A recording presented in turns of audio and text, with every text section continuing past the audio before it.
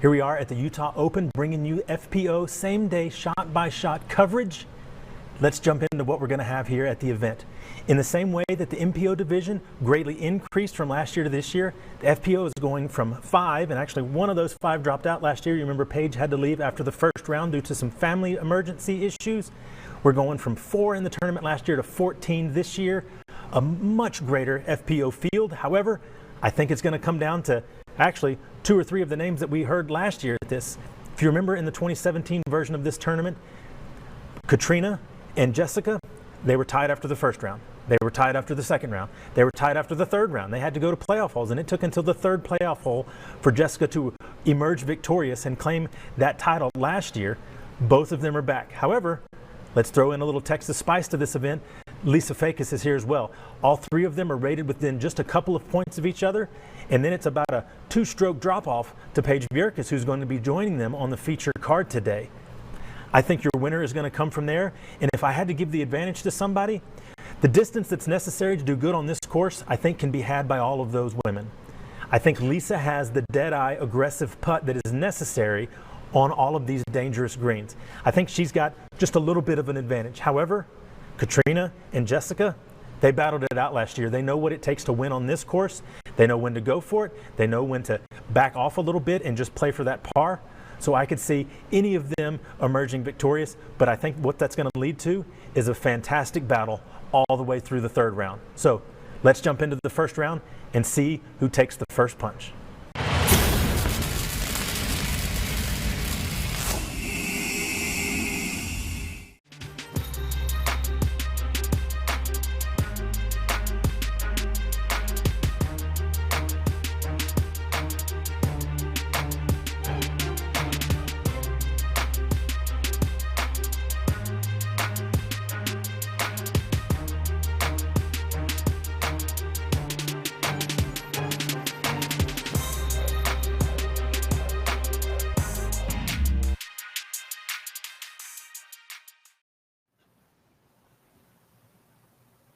Hey guys, I'm Tina Stenitis. And I'm Jessica Weese. We're bringing you the action from the Utah Open 2018 presented by Prodigy Disc.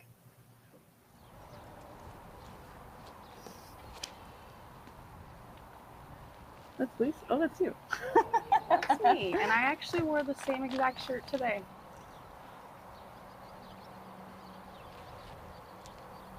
I wore that same shirt last year, I think, when I won the title. I think it brought me good luck today. Great. That's what I want to say. So this hole is pretty straightforward off the tee. You really just want to get it out there and don't mess with the water on the right side. Trying for some distance, but if you get it out in the fairway, you'll at least have a decent shot up. And if you actually look along the left side, some people try and go Anheuser to stay away from the water. The path on this entire course does not play out of bounds, so you'll see it play in a lot of holes actually, but it's never out of bounds. The approach is really tricky on this hole because there's a green right in front of the basket and a drop off right behind it. So it's pretty tricky to stick your upshot where you want it, but I think most of FPO is going to be laying up in front of the bunker. Paige and I both thought that she was OB on that last It looked shot. like it trickled in. It definitely skipped a little, so I can't remember if she stayed safe or not, but stay tuned. Guess we'll find out.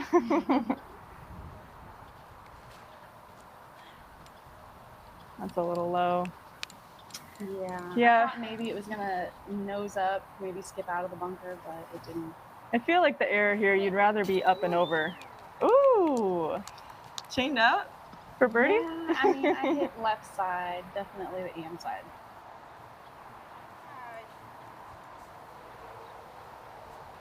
So it looks like she was in bounds. I thought Paige was going for it. I did. Laid it up. Yeah, there's a straight drop off behind, and you're looking at another putt if you miss behind the basket. So a lot of people will probably lay this putt up. And when we started this morning, it was really windy, so I don't know if you can really tell on the coverage, but for us, it was really windy. And I believe that all of the bunkers on the course play as hazard. Mm-hmm. So if you land in them, you have to putt out of them with a stroke penalty.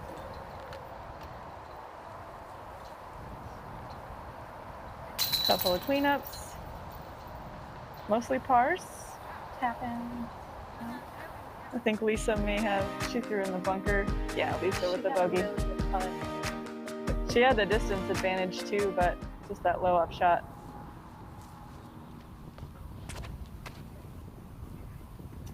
This disc is absolutely one of my favorites. It is the Star Vulcan, and I've had it in my bag for like 4 years, so it's very understable, which is what you need here in the high altitude. I like the sidearm play on this hole. I don't have a sidearm like yours, so it's tough for me to get there, but It's not an easy one. Basically, I play it onto the green, and I just hope that I have enough spin to kick scoot off of it. Mm-hmm. Yeah, Kat laid it right behind that hill. The basket's behind the hill, but then there's water directly behind it and a bunker right in front of it. So you'll see that a lot on this course. There's bunkers and greens and water on almost every hole. Lots of places to land and go. So that's my play. And I really like that. You just get it in the middle of that. You can throw a hyzer around the front tree.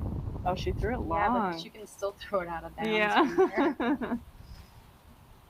That's why I kind of go for it from the first shot. Sure, that makes sense. Because I know you can always go out of bounds on your second shot also. That's probably a good bid. It's hard to tell. It was a good bid. She went up and she checked over the hill Woo! to see if she could find the basket. So she walked up a couple times and then lined it up.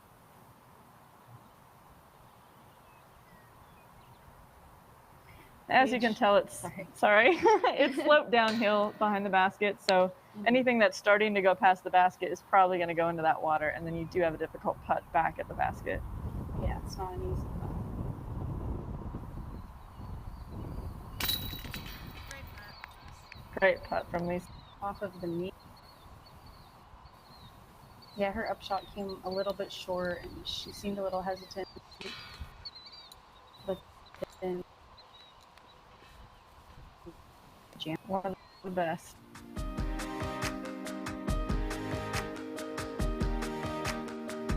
Page 5. Oh, wow. this right here, this hole I feel like is in betweener for the women. I feel like you either have to play it short and play it safe, or you're really pushing the bunker, because the bunker comes up on you way faster than you think. Yeah.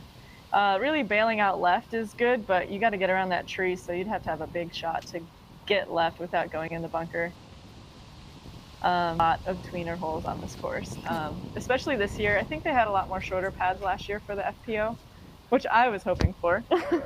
But yeah, some of these holes are just not quite reachable, so you have to throw some really, really good drives to even get your par. Yeah, I was throwing just a fairway driver because I didn't want to reach the bunker. Mm-hmm. I know I can't make it past the bunker, so I was just playing it for a 3, which is what all of us did. Yeah, Cat for sure can get there. It's just too risky.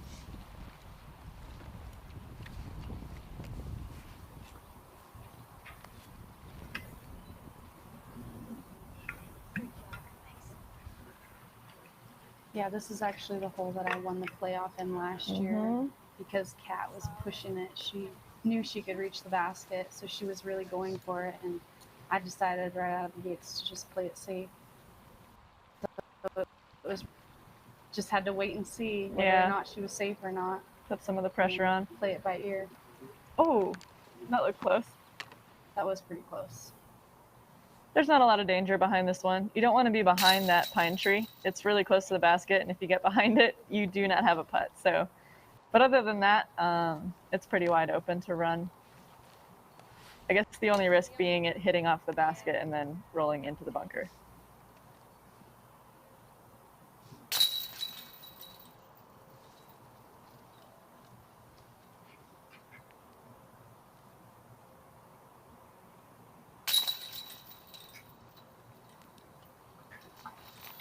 And I've been playing with Paige for the last few tournaments now, and she's really cleaned up her putt.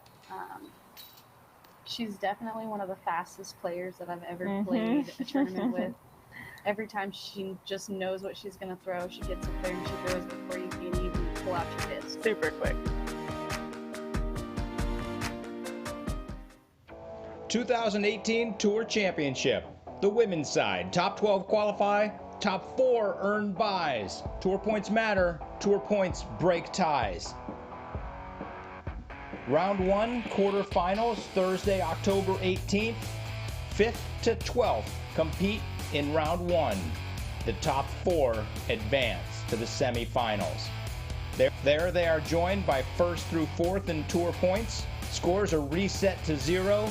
Win your card and move on, plus 2 wild cards move on. That brings us to the finals. $500 for playing in the quarterfinals, $700 for playing in the semifinals. 4th, $1,000, 3rd, $1,250, 2nd, $1,500, first place, $2,500. See you October 18th to 21st. The Disc Golf Pro Tour Tour Championship, hosted by Prodigy at New World Disc Golf.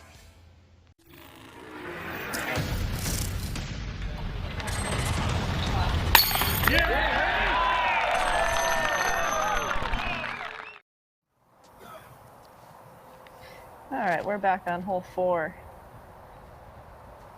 This one is a doozy, to say the least. Yes, this is definitely a tricky hole. In the past, I've come across some problems, and luckily we have a spotter this year. And they fixed the ruling because last year there wasn't a drop zone if you went OB on the drive, which is super easy to do from back there. You're clearing water almost your entire drive. And then on the other side of that hill you're seeing is a straight drop off, and people were having to throw their second shot from the side of this really steep hill. So now they have a drop zone, it's nice and safe, and I think it's a little more attackable. So we just seen Lisa pull off to the left. We did know if it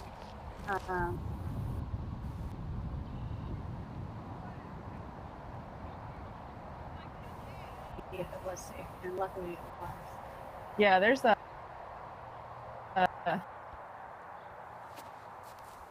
caddy book. There's really not a lot of OB unless it's the green, the bunker, or the water. You can kind of play wherever you want. Yeah.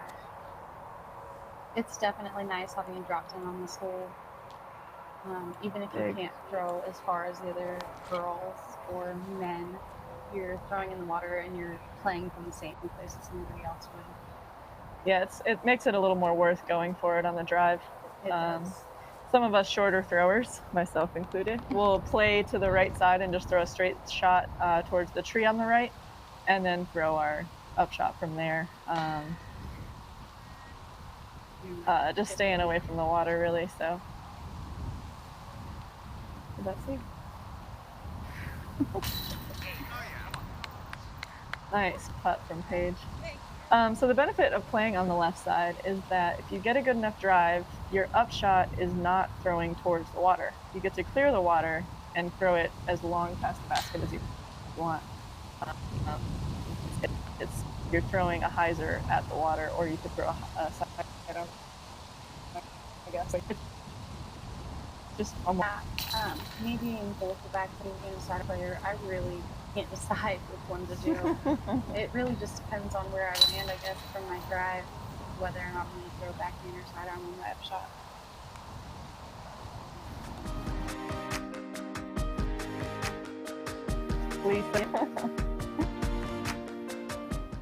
Yeah, she was a little flustered because I thought that she was safe, and I guess it hit on the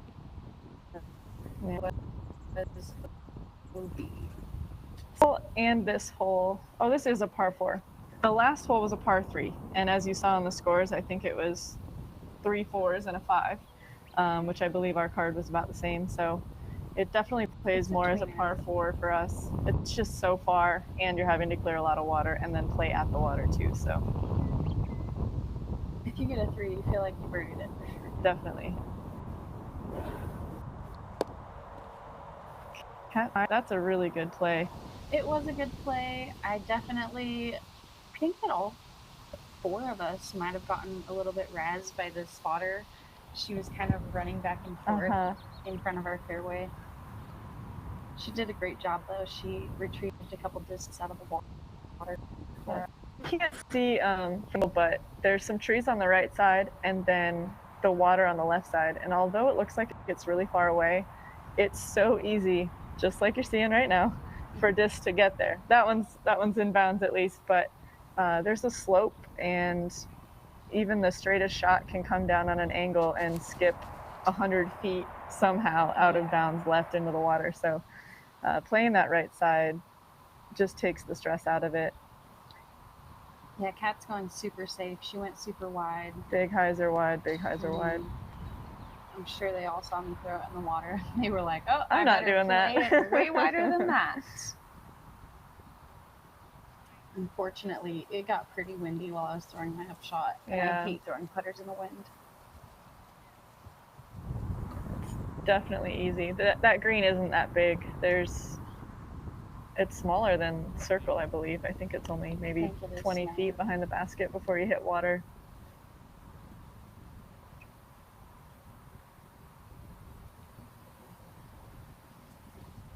Lisa with the solid upshot. That was a good run.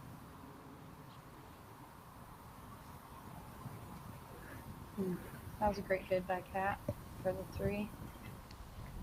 She was about pin high. Nice putt. Man, I feel like I haven't made a putt all year. That felt really good.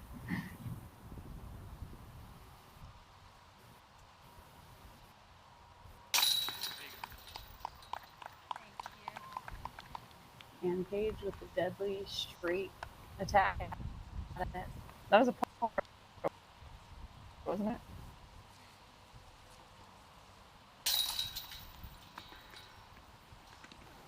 Yeah. Lose your lunch on is one of them. I definitely lunch on this hole. 15.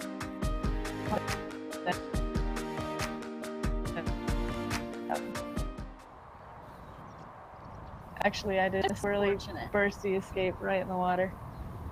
We're sending the diver out there right now. Good. Hopefully they'll come back with it. So this is an island green. It's relatively short, 261. A lot of people play a mid-range shot on it, but with the wind picking up, it's a little more reliable to throw a fairway. That's a tough break. Yeah, we all thought that one maybe had a chance, and just hardly hit the banners on the outside. Kept it out of bounds. Oh man. Last one. Let's see if I make it. Come on, Jess.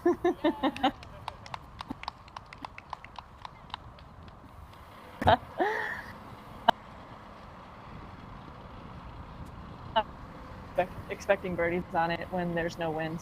The wind really, you play it. There's a couple in the way, and then you have to get it high enough to stay over those banners, but low enough that it's not going to go in the water. And the drop zone is barely a chance at a putt. It's hard. Makeable. You definitely don't expect to make it. Yeah. Cat just laying it up. This distance, it's like, even if you have a decent sidearm, it's definitely there, but it's such a straight hole. You could throw backhand or sidearm. Yeah, you can do anything. It's really whichever one you pick, whichever one's more comfortable. Yeah. You picked up a couple strokes on this hole. Definitely helps make the island in the clutch.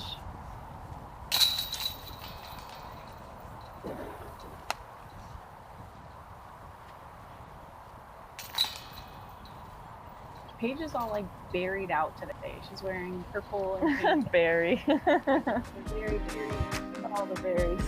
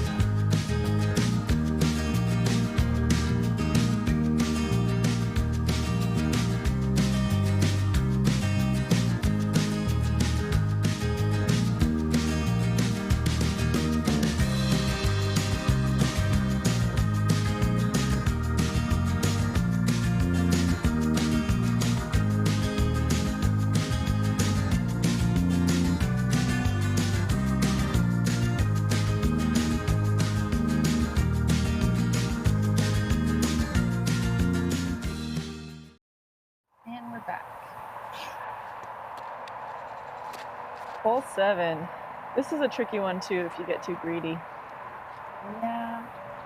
I did a couple of my discs last year, so I decided to throw a sidearm and play it safe. I threw my money disc in practice before I realized that I was playing at elevation. Stable. Oh no. Eric had to remind me. We're in Utah. Oh yeah, that'll do it. Where's your roller discs? Yep. So the play really is to get over, obviously, but most of us aren't getting too greedy on this, because you'll still have a chance at a 3 if you can get your second drive pretty solid. That's a great shot. There's a few of us who really have to be careful of that bunker to your right. Yep. If you really crush your drive and it just holds straight, you're going right to the bunker, whether you want to face the facts or not. You're going in the bunker.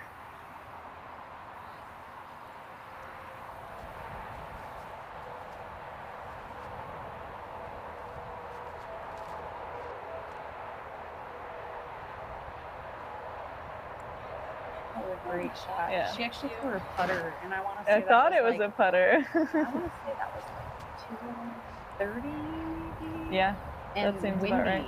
I would definitely not choose to throw my She putter. loves throwing putters, and she's good at it. She is really good at it. Couple, nice. Got in there. Well, I wouldn't normally say no picture cards, but it's clearly on video. This one there is.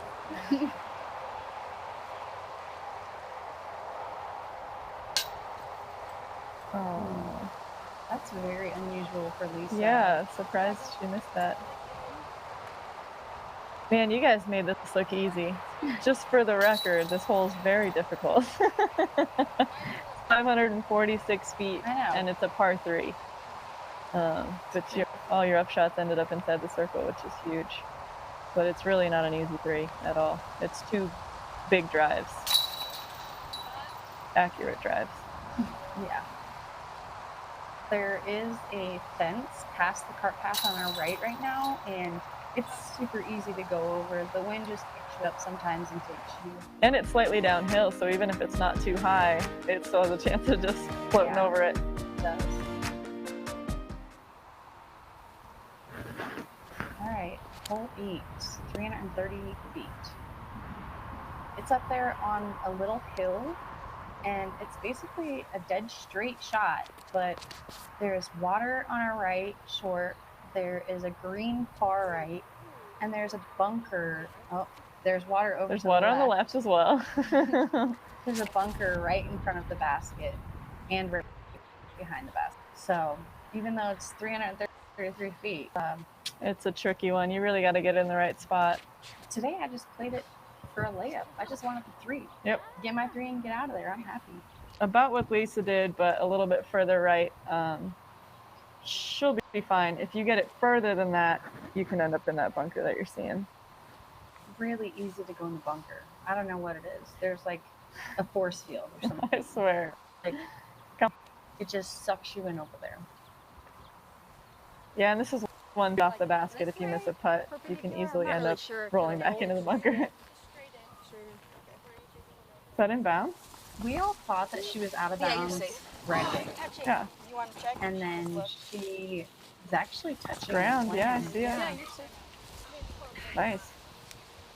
Okay. Yes, please. She was so excited.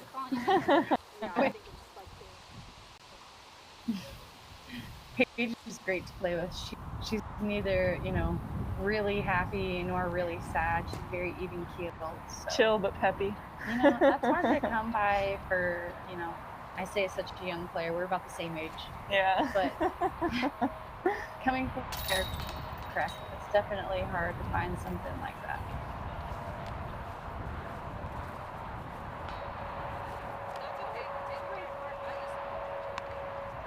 This is a pretty standard 3, I'd say. Some of us can get there for a 2, but it's not easy, and that putt's just really intimidating to run. Yeah. That mound doesn't look as big as it is. It's a big mound. If you get there and you have a look at it too, you're like debating whether or not you want to even go for it. Exactly. And this is a crush of a hole. I know if I throw full power in water, so play because there's a fence on our right, there's water on our left, and it's a really long hole. You don't want to throw OB on your first shot. Yeah, this is one of those holes. Okay, well that's a crush. Is that off the tee? It. Yes.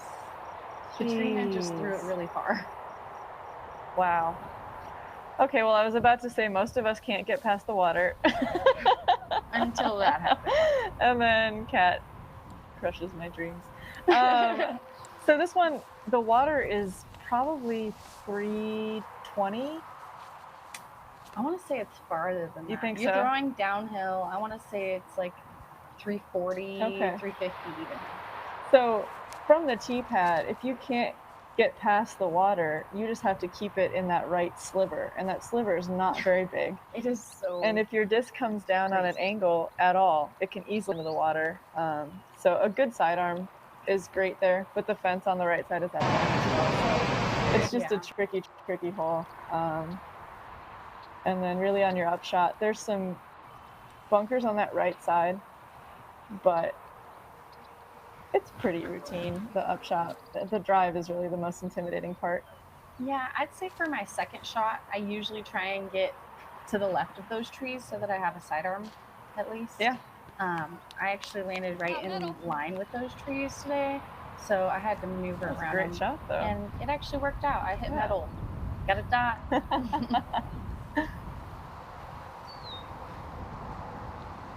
Yeah, these raised baskets, when it's windy like this, now you can tell it's windy. You'll probably see a lot of layups too, because if you get that nose up, it can just start flying.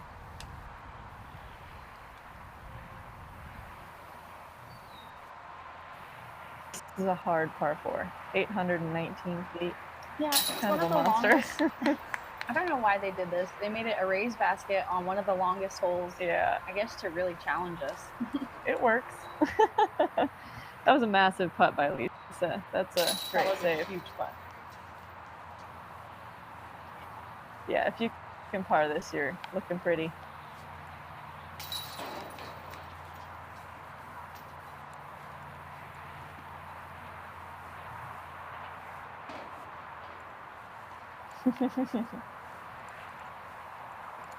Oh, I didn't realize that was her birdie putt. Yeah, she that laid was a up. nice That's easy drop awesome. in. Her second shot, I want to say, was maybe 109. Just as far.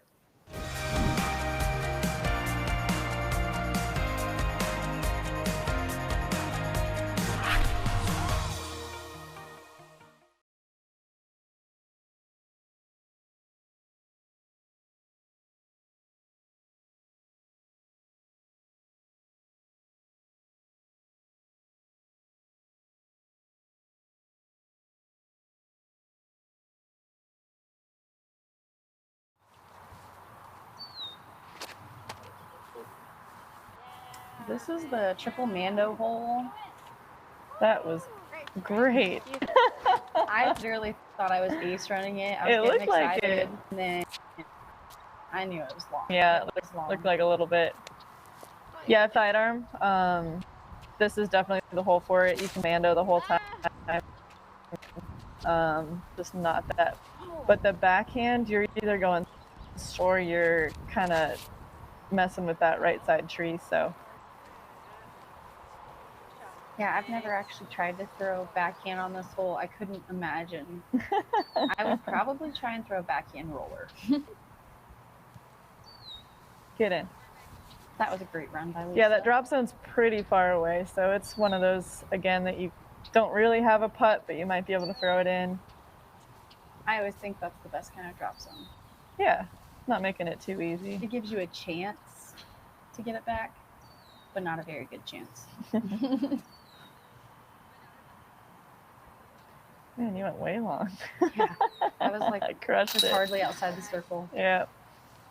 I was like frustrated about taking it through, but then I was like, it's a triple Mando hole. You can't be mad about that. Yeah, it's either usually a 3 or a 4. Definitely. I'm not going to see a whole lot else that's crazy. I don't think there was A lot of any the guys twos on that today. A lot of the guys will do it, but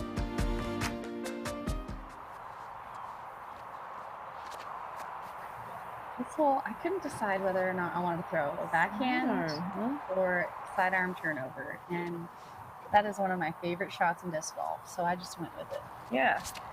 There's a Mando on the left side. There's that tree on the left side. That's what happened to me.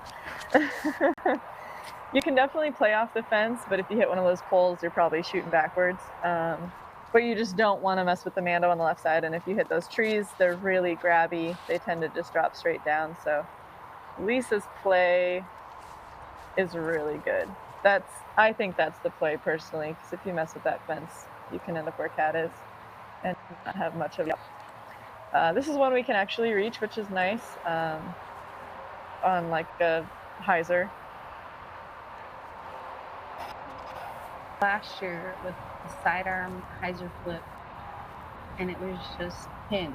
It was awesome. I heard Jerm aced it in practice with a He sidearm. did. I was just a couple holes behind him, and I saw him over there taking a little selfie underneath the Oh, bit. funny. How cute.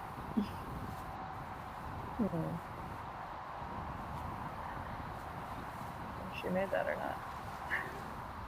Which I don't believe did make that. Are getting a little bit still.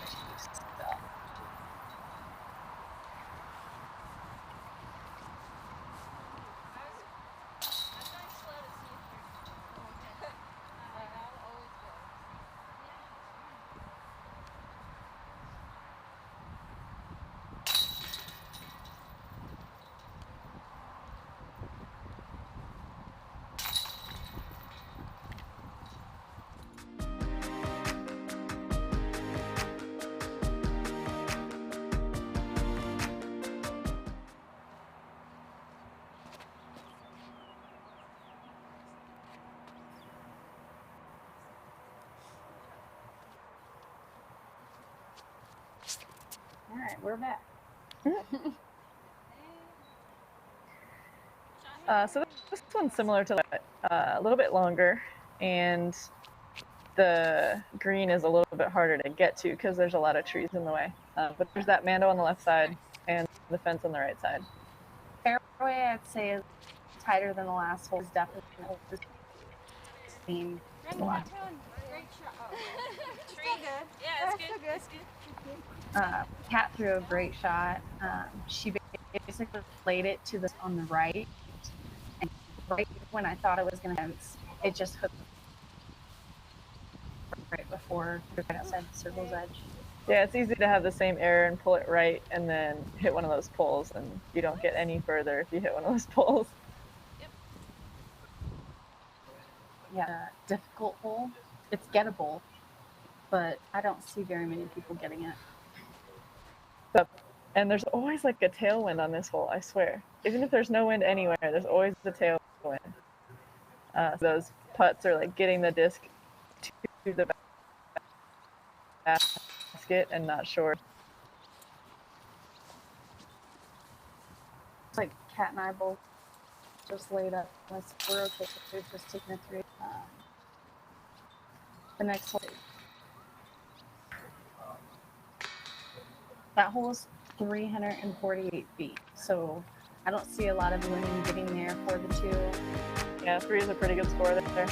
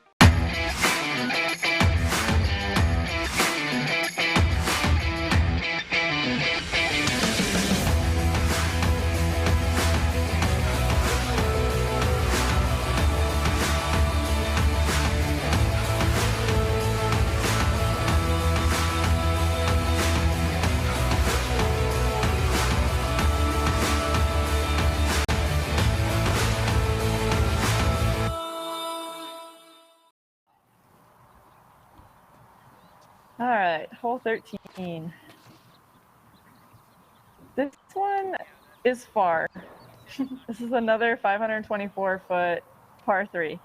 So you really have to have 2 perfect shots to get your par, in my opinion. Yeah, Whoa. this is a hole that's like a tweener hole because the 3 definitely feels like the birdie. It doesn't fall. Sure. Yeah, it's just hard to get. None of women are going to get none men are going to get a 2 honestly, be a par 4. They could lengthen it a little bit too and call it a 4. I think that'd be fine. Move us a couple steps We're back just on the sidewalk. Yeah, yeah. So I haven't actually seen that big hyzer play before. Yeah. But it's safe. I mean, no worries. In practice, Double G and I were debating whether he was going to go for the green or whether he was going to play the safe shot. So Sure. He went for it and parked it, of course. And then he played the safe shot just as if we would. And he's like, you know, if you think it's at all, I would definitely go this way. Yeah, so definitely. I think that's the cat that play. That's the play that Cat went. So this upshot is intimidating. A landing strip behind the basket, but if you're short or long at all, you're in the water. Yeah. Like, so it's easy to go too short because you're worried about. I want to say not even 18 feet to the left, you're OB, and not even 12 feet past. Very.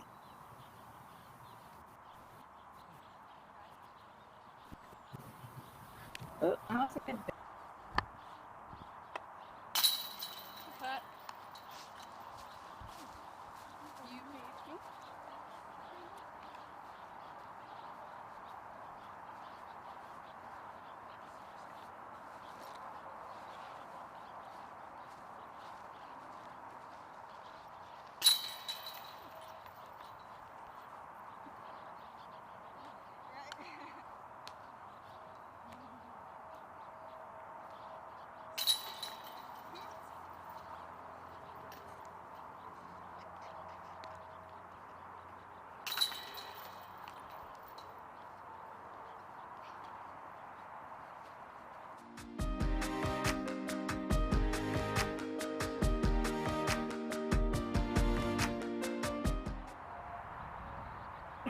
We're back.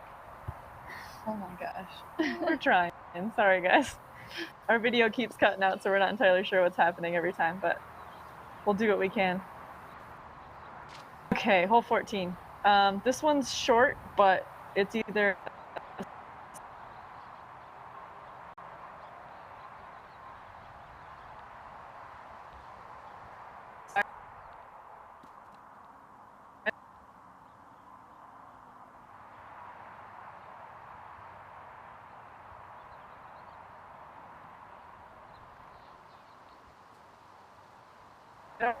turnover. The feet. There's a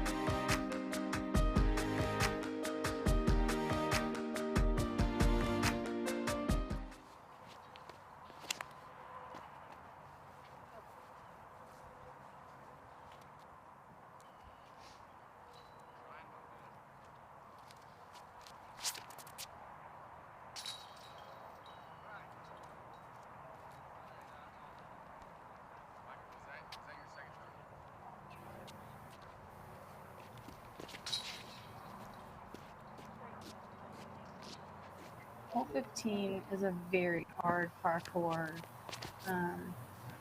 It's tricky to land safe off the drive. Great shot.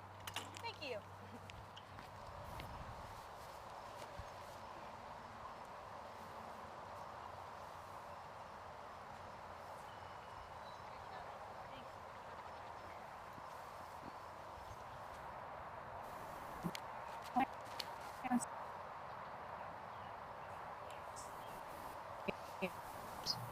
Play is a lot easier.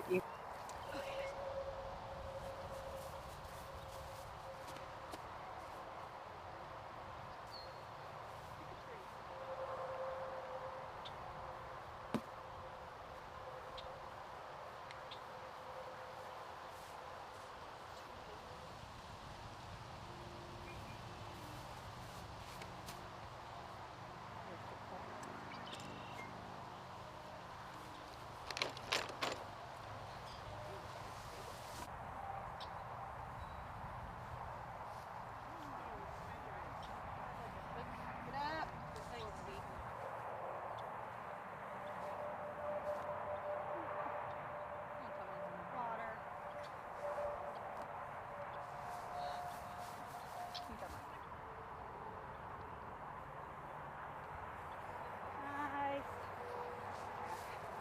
Yep, you're good.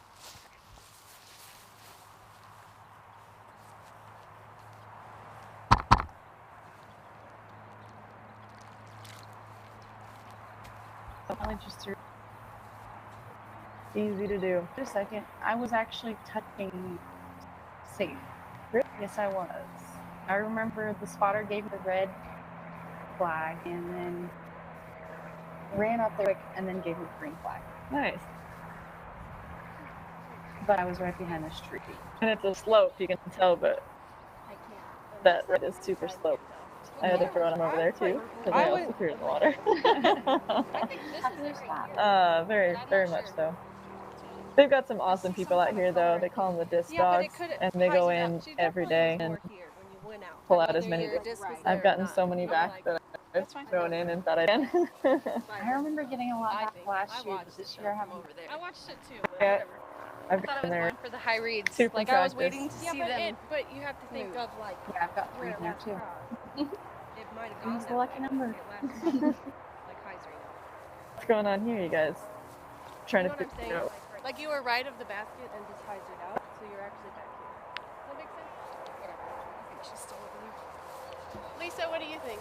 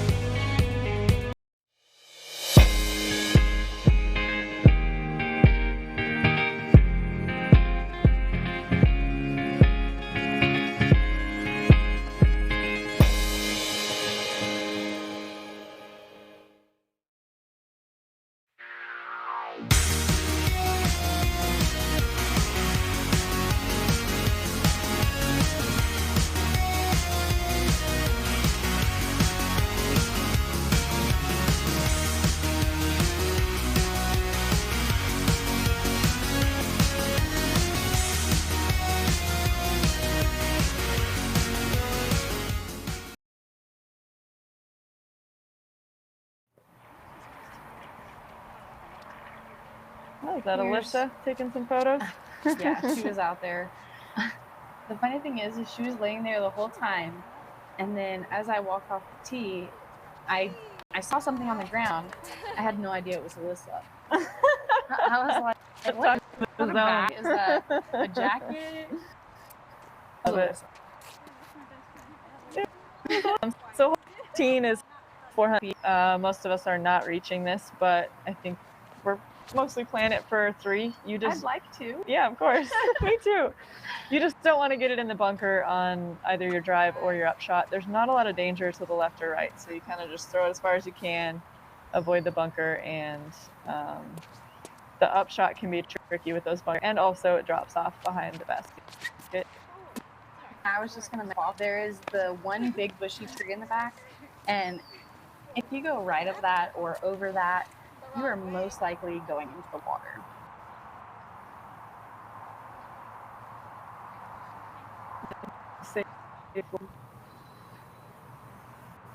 Yeah, with the bunker there, I think the high is probably still better than low. Bunker's really Yeah. grabby. I'd say even if you're just trying to lay up, it's not an easy layup. If your disc lands at the wrong angle, you could pick it up, roll in. So It's definitely easy to go with here. yeah, 3s are pretty typical here unless you have a tricky upshot or something. And if you do go in the bunker off your drive, you still have to be for a 3. You can still make a putt for a 3. Yeah, so definitely. a lot of people, especially the guys, they're going to be They going just go for it anyways. Yeah. With the 2 cool. Exactly.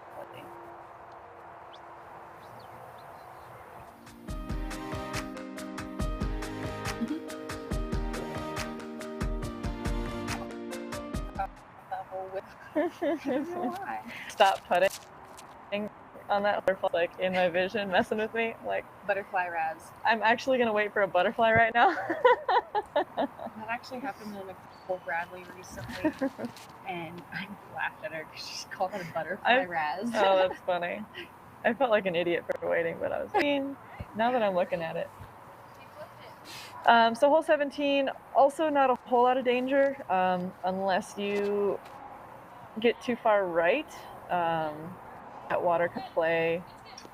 I mean, this hole says danger all over, I think. The whole You throw right, it further than I do, the though. whole right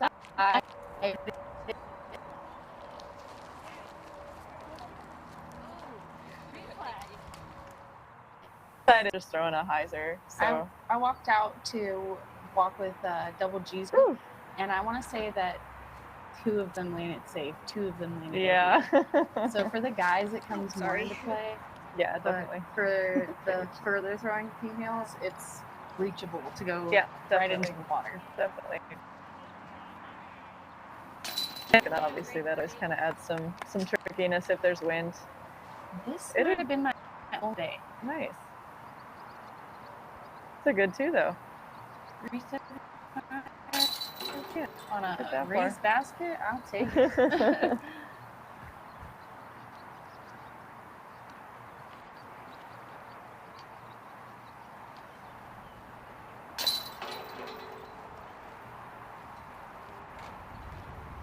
There's only 2 raised baskets out here?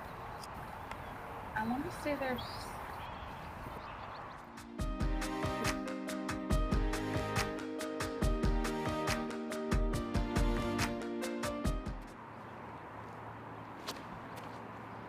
That's garbage.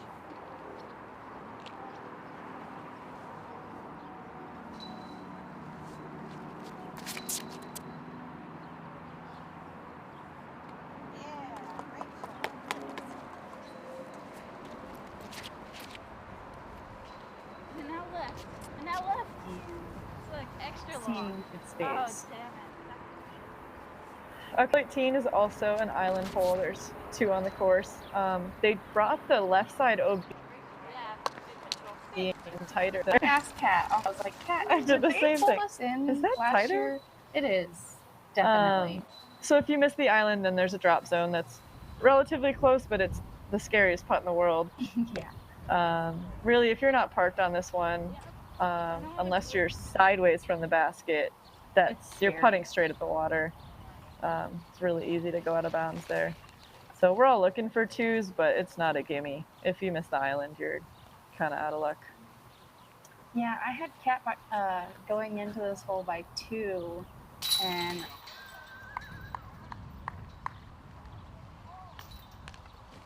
I happened to throw out. Let's see.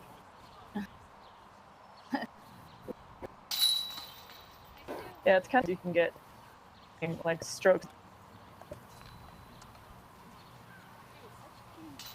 And the drop in. This course is a make or break you. It's easy to have a terrible time. It's easy to lose all your frisbees too. Yeah, I think the main play for most of these shots are just throw something straight that's going to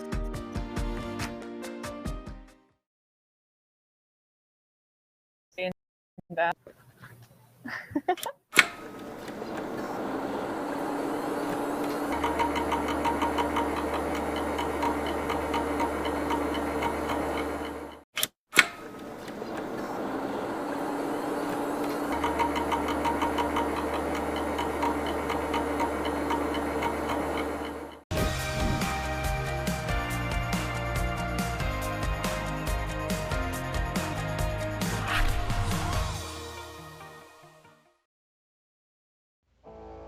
The 2018 Tour Championship hosted by Prodigy.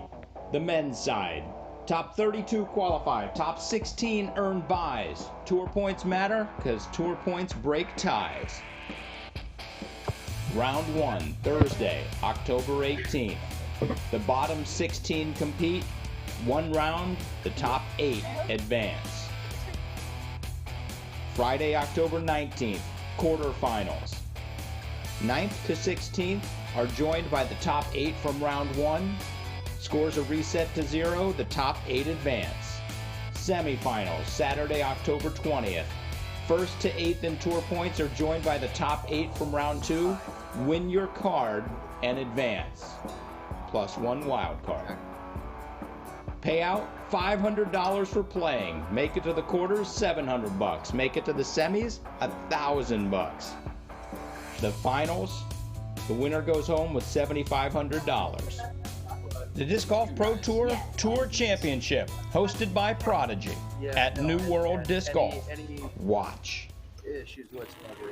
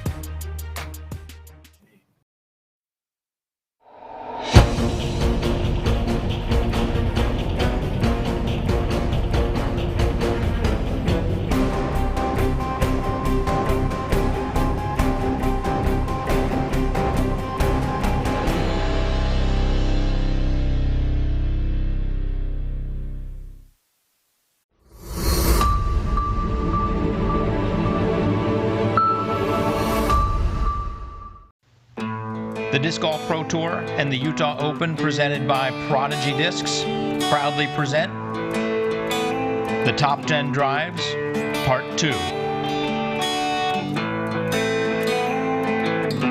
Yeah, really? Wow. Dustin King is throwing a rock here. Yeah, it's really that type of shot. Just your straight mid-range for these type of guys. Wow. If you're feeling the backwater the entire Forward. excuse me. Dana looks like he's going for it, Corey. Oh, he's going for it. What? Dana! You baller. That's right, and it doesn't really hurt you. You can actually ride that driving range fence all the way to the basket. So playing with a wide right is a lot better than testing that. Just Right at the basket. Yeah, and it didn't look like that disc really even took a turn at all. That was straight power, like you said. And this looks... Yeah, talk about power. He's flying over the... Are you kidding me? Are you kidding me? Oh my goodness. Created here. Island hole, Ricky's up by 2, but anything can happen. It looks like he got that pretty wide. Oh my God! Oh, no way! What a way to finish! Oh, for the win.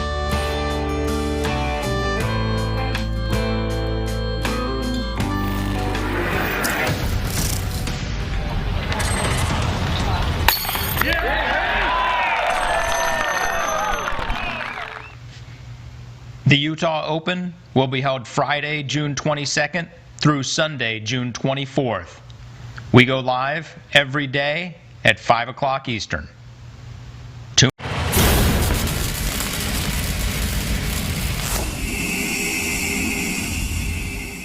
Good afternoon, boys and girls, and welcome to the 2018 Utah Open, the 5th stop on the Disc Golf Pro Tour here in 2018. And I got to tell you, I'm pretty excited about this event. From the great coverage last year and the great tournament and the great finish with Ricky capping off his tournament win with an ace on the 18th hole last year, we have gone from 52 players in the field last year up to 88 this year. Massive increase in the MPO side. And with that means that the great battle that we had last year, well, we're just going to add a whole bunch of other people. So we're losing Josh Anthon, who battled Ricky right to the very end last year. However, we are adding a ton of players that are 1019 or above. So players that weren't here last year that are here this year. Paul McBeth, yeah, he's pretty good. Eagle McMahon, yeah, another guy pretty good. Christian Dietrich, maybe you don't know about him. He's been over 1010 for over a decade. Yeah, James Proctor, Bradley Williams, Dave Feldberg, Double G, James Conrad, all of these guys above 1019 that weren't here to battle last year. And this course sets up great for every single one of them pretty much. You think that if you're going to go out to a ball golf course that you just need to bomb? Well, in reality, this course isn't very long. It's a par 58, a little over 7,900 feet, and there's only maybe 3 or 4 holes where massive distance will get you a birdie instead of a par. The reality is, what that good distance is going to get you is a 250 foot upshot to a tight green instead of a 300 or a 350 foot upshot. The thing that's going to make the difference in this tournament, I believe, looking at the UDisc stats over the course of this year and comparing them to last year's, the Utah Open was the one event where putting from Circle 2 was a predictor for how good you were going to do in the tournament. All of the top 5 players last year were in the top 7 in their Circle 2 percentage. What does that tell me? That tells me that there's going to be a lot of 40 to 50 foot putts out on these greens. Some of these are absolute death putts with water right behind, going over hills, going right towards the edge of a hill, bunkers right by the basket. So I think the player that's going to do good is somebody with solid distance to be able to manage those good upshot distances, but they have to be an aggressive and an accurate putter. Because there's so much danger right around the baskets, if you're an aggressive putter and you're off, you're going to add a lot of OB and hazard strokes. So who does this line up for? Well, most of those guys that I just laid out all fit the bill there. But I think there's 2, maybe 3 that are that have the slight advantage here. Obviously, if we're talking about putting, Ricky and Paul are right there at the top. We've seen Eagle winning lots of tournaments this year, but it hasn't necessarily been because of his accurate putter, but he's getting very good. Those are the 3 that I think are going to rise to the top here. And it's not real shocking, they're also the top 3 in the tournament standings, or the tour standings so far this year, with Ricky and Paul a little bit head and shoulders above Eagle, but the 2 of them very close. So what do I think is going to happen out here? I think lots of birdies. I think aggressive shots in order to get those birdies, and I think you're going to see some players struggle out here because they're really going to have to be pushing. The weather is going to be fantastic. High 70s to low 80s, 8 to 12 mile an hour winds coming from about the northwest all 3 days of the tournament. What this is going to allow the players to do is to find a comfort zone and to really attack Mulligan's Creek Disc Golf Course. Are you ready for some action? Let's go check it out.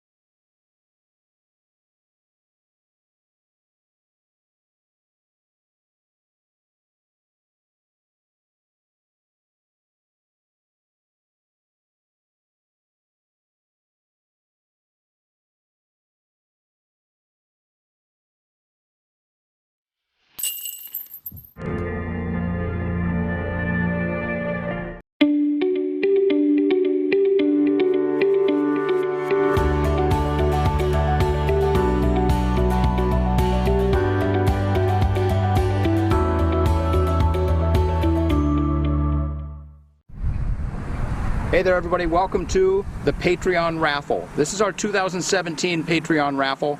Today we're going to give away 3 prizes. It's a 3-round event, so we got 3 prizes. Day 1, pair of Disc Golf Pro Tour socks. Day 2, Silly Pint from the Tour Championship. Day 3, a Disc Golf Pro Tour soft t-shirt. You got it? All right. So, those are the prizes we're going to give away. We're going to pick our 3 winners right now. These will be the 3 winners throughout this entire event. We're now going to pick the winners for the Utah Open Patreon raffle for 2017. And our 3 winners are, we had 58 Patreons last year. Our 3 winners are number 31, number 58, and number 21. Let's find out who those people are. 31 is Adam Bailuki. 58 is Justin Daniel. And 21 is Mike Cullerton. Thank you all very much, and thank you for supporting the Pro Tour. If you're not already a Patreon, please think about joining up. We give away lots of prizes, we give away lots of thank yous. You give $50 a month, you get a phone call with me to tell me how we're doing. And I can tell you how we're doing too. So please think about becoming a Patreon, help us grow together.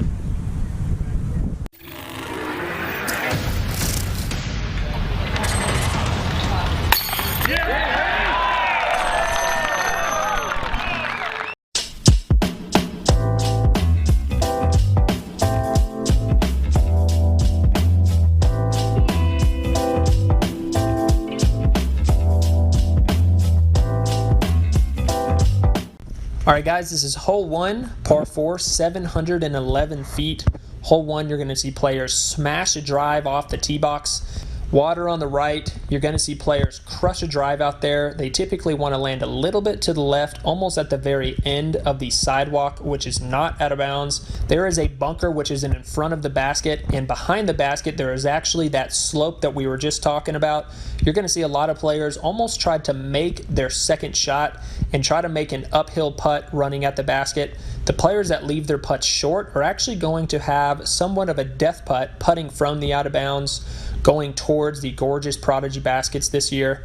And with that big steep drop off behind the basket, the players that land short and out of bounds and then miss their second shot are looking at an uphill putt to save bogey. It is very important to get past the basket on this hole and hopefully make an uphill putt for the birdie 3.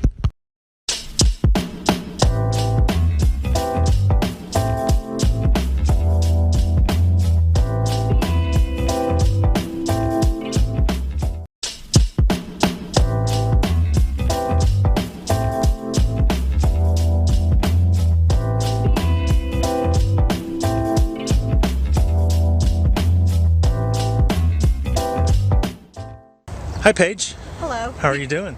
Good, how are you? I'm fine. So, we're out here in Utah. Mm-hmm. You don't live in Utah. You've been on the road for the last little bit. What's it been like, kind of out exploring the world? Oh, it's been so awesome. I'm living in Emporia right now, which is a really small town, so being able to explore small towns, big towns, all of it has been an awesome summer. Definitely enjoying it. So, okay, we know, like, we've seen pictures of you playing disc golf from when you were a little kiddo. You've been at this for a while, but what else were you up to? Like, before disc golf was kind of a main thing in your life, what were you doing?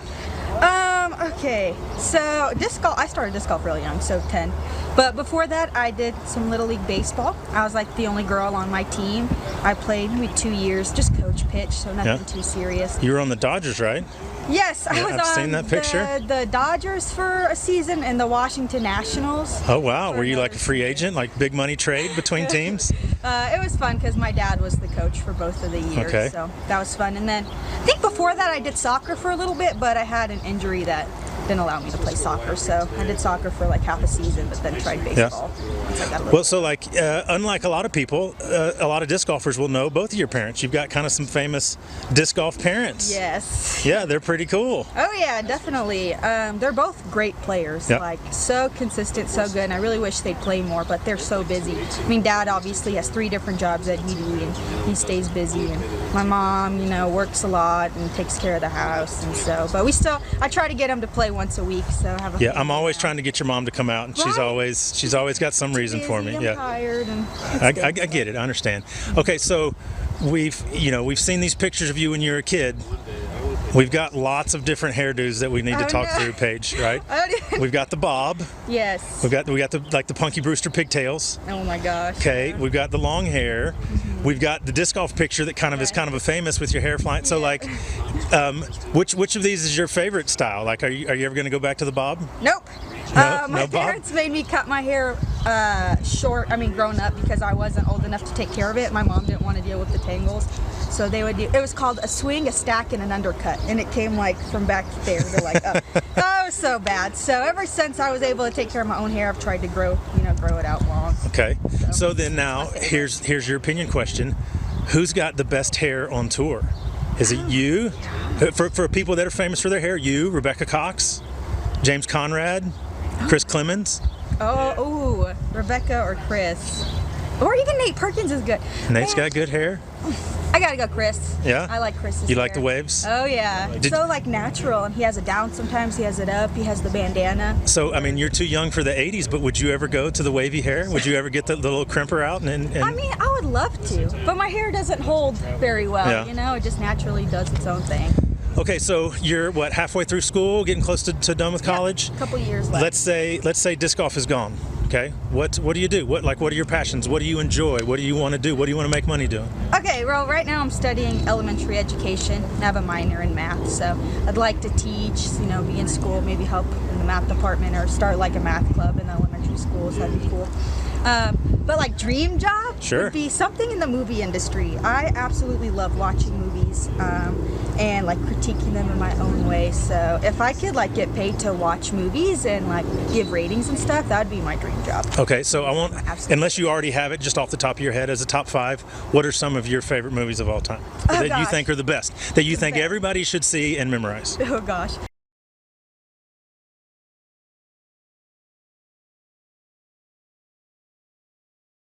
Okay, favorite movie actually came out in December. It's called Hostels.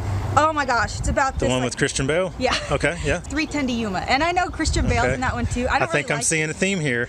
I don't really like Westerns, but those two are so But good. you like Christian Bale? I do. Which brings me to my next one, The Big Short, which also has Christian Bale in it. Very good movie, yeah. Okay, You Can Count on Me is an independent film with Mark Ruffalo and Laura Linney. Okay. I love that. Never heard of that one. Okay, This Is the End, which Okay. Seth Rogen, James Franco. Oh my gosh, it's so dumb, but it's hilarious. I expect to see a video like your movie critiquing business getting started here. Oh my gosh, I would love to. Movies are so awesome. Oh, or the one with Matthew McConaughey when he's in space. Which one's that? Interstellar. Yep. Oh my gosh, that movie's crazy. You should watch that one too. It's like an emotional roller coaster, and it's so interesting, and it's hard to wrap your mind around what happens. I like those movies. Or The Prestige. Have you seen? Oh, wait a minute. Christian Bale's in that one. But and Hugh Jackman, and that one's crazy. It's about two magicians that are like rivals, and they try to...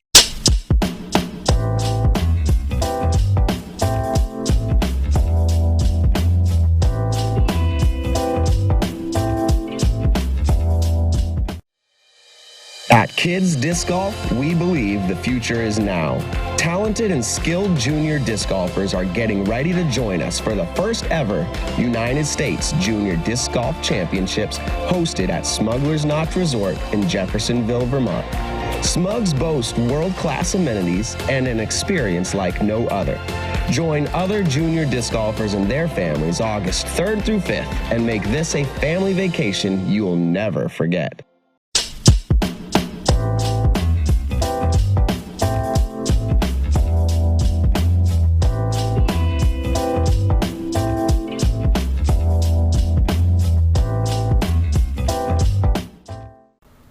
Alright guys, now we are on the final hole 18 of the Glen Eagles golf course.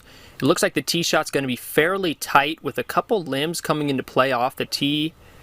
The player is going to be looking to get a fairly straight, slightly turning hyzer flip drive off the tee pad to land fairly flat. I think a lot of the players are going to be looking to attack the green with either a sidearm approach shot to stay away from that bunker on the right-hand side. They're also going to want to make sure that they don't throw it too far and go out of bounds in that golf green or with the...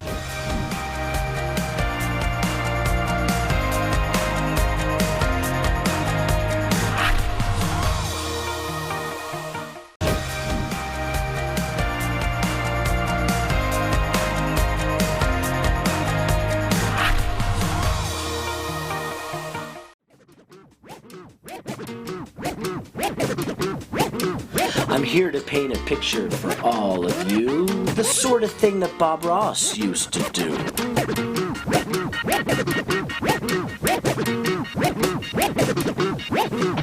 Is that a mini marker in your pocket? Or are you just really excited for some live DG, ready to critique the pros who commit stunning throws through the valleys of Mount Ogden's splendid scenery?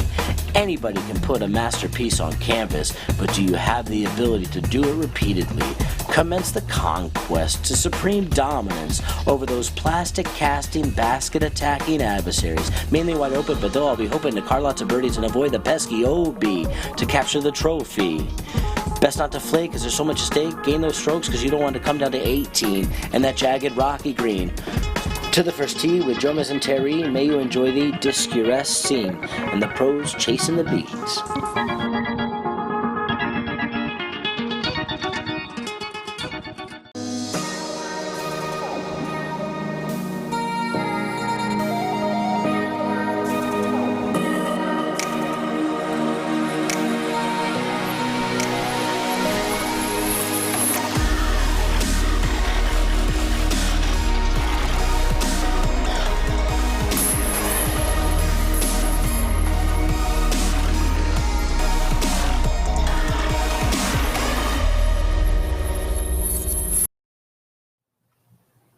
Hello, everyone, and welcome to the Disc Golf Pro Tour stop in Utah. I'm your host, Terry Miller, the Disc Golf Guy, along with Dixon Jowers, and we're back here. The Utah Open, presented by Prodigy Disc.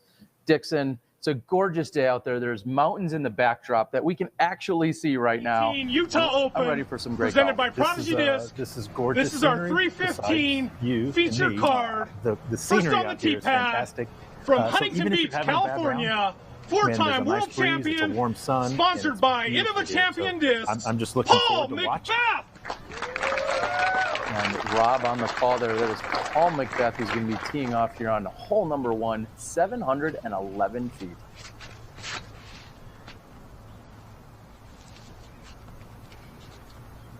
There's really not a lot of danger on this drive unless you turn something over. Basically, they're just trying to rip something out there on hyzer.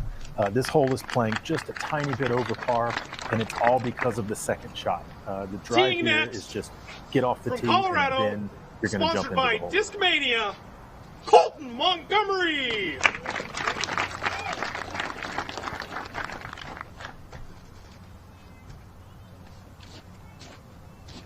Looks like Colton started shopping at Drew's pants store.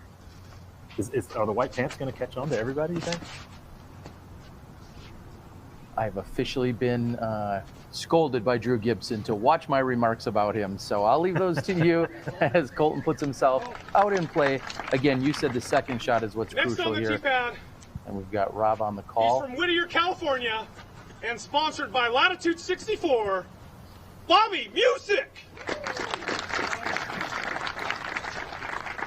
Very few announcers in the sport of disc golf could possibly be more excited than Rob Bolin out there making these tee shot calls. Bobby Love, as I like to call him, on the tee here of hole 1.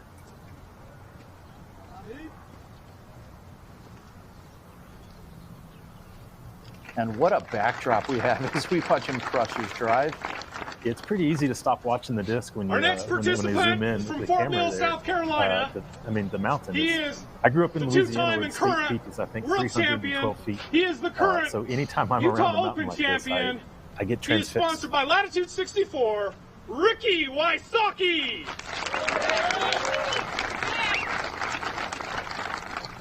And of course, last year's champion, Ricky Wysocki,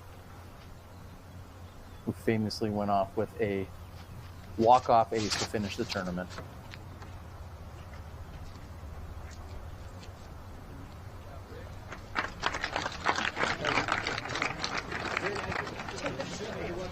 Let's listen to a word from our sponsor. Are you currently looking for the one? How do you get hooked up usually? Through friends, players' parties, sometimes even fans. And how's that been working for you? Not so good. Have you ever tried looking online? Never. You should check this site out. Oh my gosh. Wow. Find your go-to disc at blankinkdiscs.com today.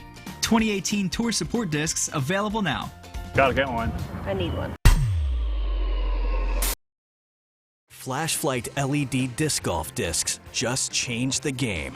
The unique Disco Select feature allows everyone to choose their own color by simply pressing the middle button, then pressing it again during the first rotation of colors when the one you want appears. Or you can leave it in disco mode, rotating through the 6 different colors for the duration of your game.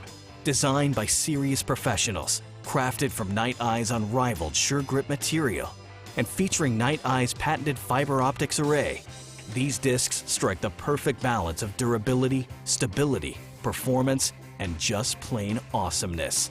With easily replaceable batteries and an uber-long life, the Flash Flight driver, mid-range, and putter will shine as they blaze your path to victory, day or night.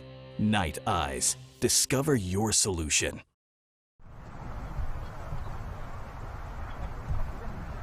Dixon, a moment ago, as we were opening up with our final group here on the first round out here at Mulligan's Creekside, you said it's all about the approach shot here. What are they trying to avoid, or what are they trying to accomplish here with these second shots? So all of these drive are going to be less than 300 feet probably into the basket. However, the basket is on the back side of a slope. On the front side of that slope is a bunker. It is slightly uphill from where they're throwing. So the mistake here is to throw it 30 feet long, but it's hard to make yourself do that because you're throwing to a blind spot. So everybody tries to park this hole, and you invariably come up 20 short into the bunker, or at least I do. Okay, that's not Bobby's problem. Bobby went like 60, 70 long, but he's going to have a super easy par. Of course, we'll be providing stats and information thanks to our friends over at UDisc. You can follow along with them, udisclive.com. They'll be generating all the information seen on the screen that is letting us know where the scores are at. Also percentages of things like fairways hit, circle 1 in regulation, and so on and so forth. Maybe we'll be able to give you a few descriptions of some of the terminology that we use throughout the weekend.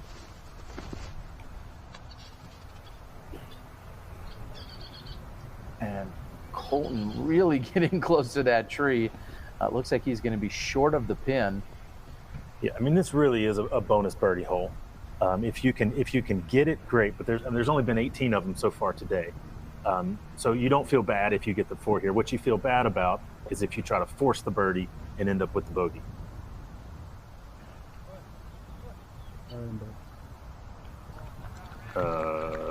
That's good. That's pretty salty right there. I guess if you can just throw a little mid-range harp around the side with a forehand and skip on the thick grass and hit the pole. I didn't know that was an option. So there you go. I think 19 now.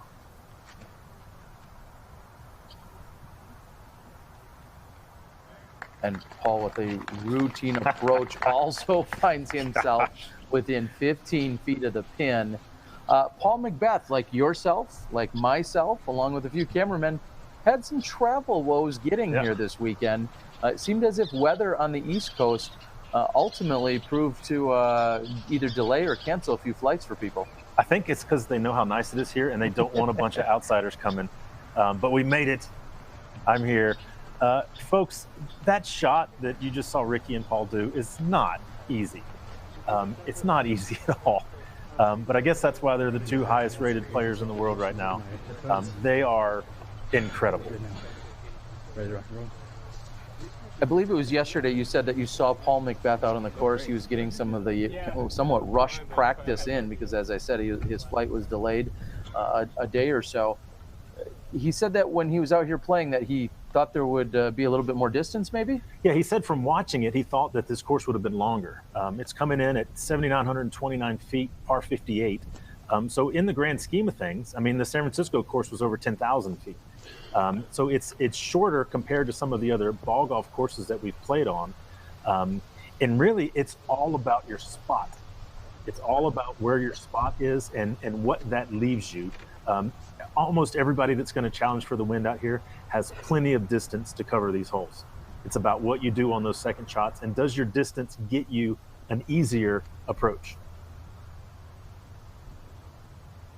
A moment ago, we saw Colten put himself right next to the pin. He's going to be walking away with one of the pars that we've seen so much out here on hole 1. Bobby Love with a long look coming back at it, and he's also going to be right next to the pin.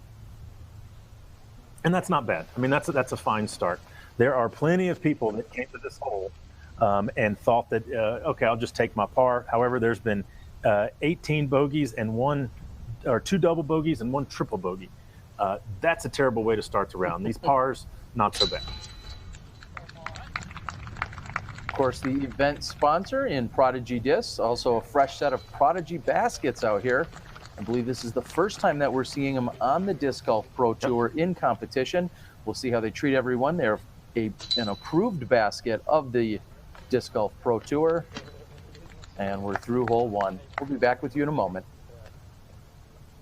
Are you currently looking for the one? How do you get hooked up usually? Through friends, Players' parties. sometimes even fans. And how's that?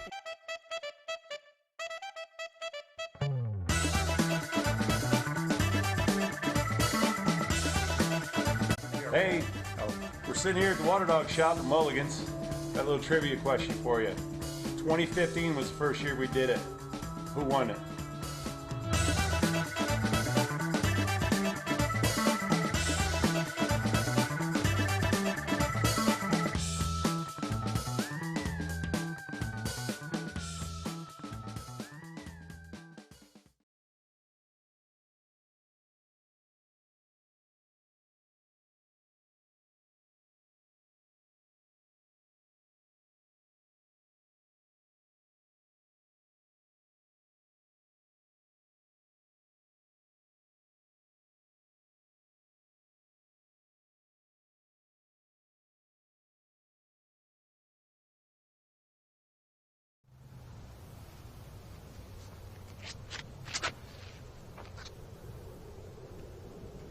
Paul McBeth here on hole number 2, 369 feet.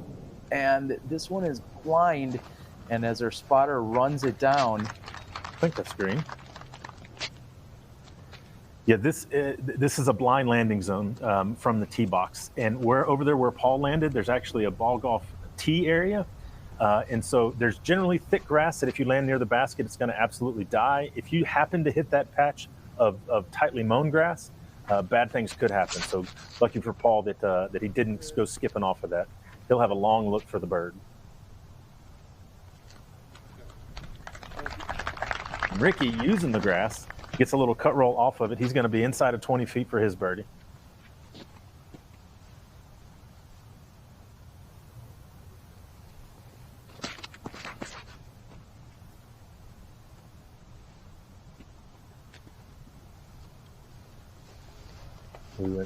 And that's generally the mistake you make on this hole. You know that if you clear that hill, if you clear it with too much gusto, you're going to find water. So people generally come up a little high on their release, which makes them land low. And that's where Colten's got. He's going to have to go up and over that hill to probably a blind basket.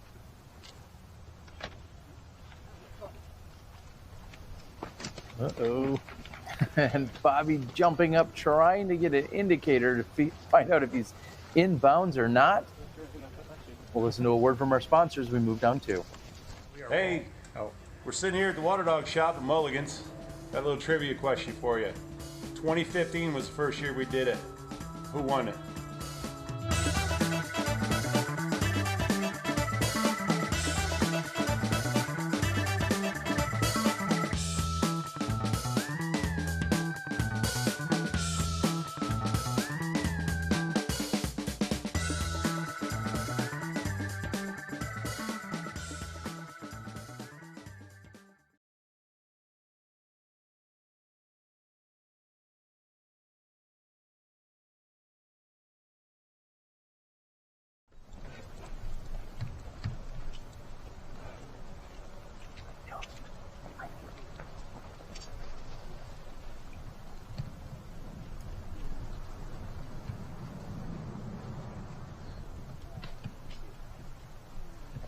And some of the players, as they're making their way down the fairway, because of the blind nature of this hole, they don't really have any idea just how close they are either.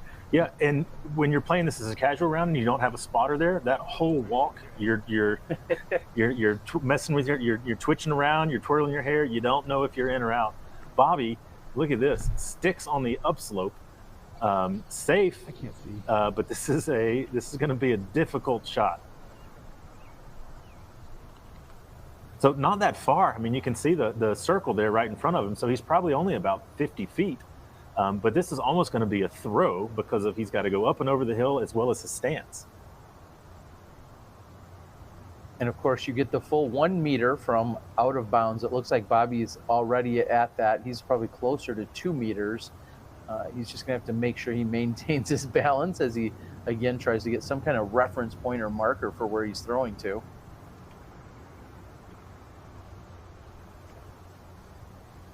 Oh, and a really good run there by Bobby.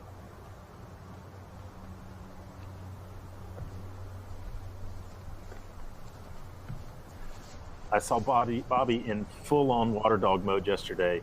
I mean, like swimming laps in the pond because he had a very special disc, as well as some people on his cart had thrown in the water as well. There was actually lots of big-name pros swimming yesterday. I saw Ricky crawling out of the water as well.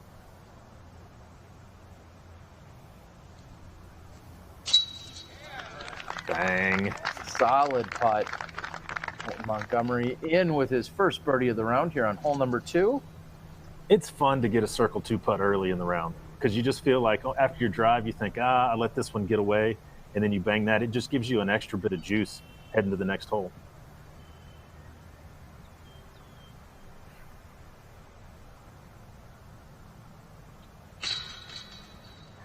Wow, right side corner pocket and in there for McBeth. So Paul is an early adopter for these baskets. He liked the way that one caught. Okay, these are the new Prodigy T2s. If I understand right, these are only on 2 courses right now in America. This one and one also in South Salt Lake. We're through 2. Let's listen to a word from our sponsor and a hole preview. Tempercraft USA. Double walled 18/8 stainless steel construction keeps it cold while you're hot, keeps it hot while you're cold. Get your customized growlers, tumblers, and sports bottles. With a lifetime warranty and 1% back to the planet.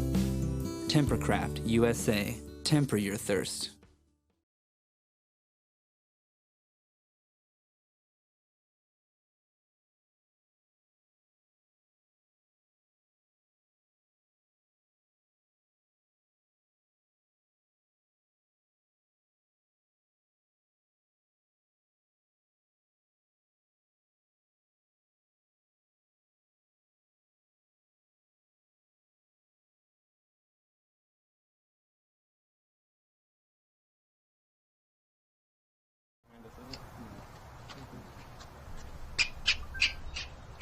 And Paul McBeth, perfect 2 for 2 here to open the round, as is Wysocki.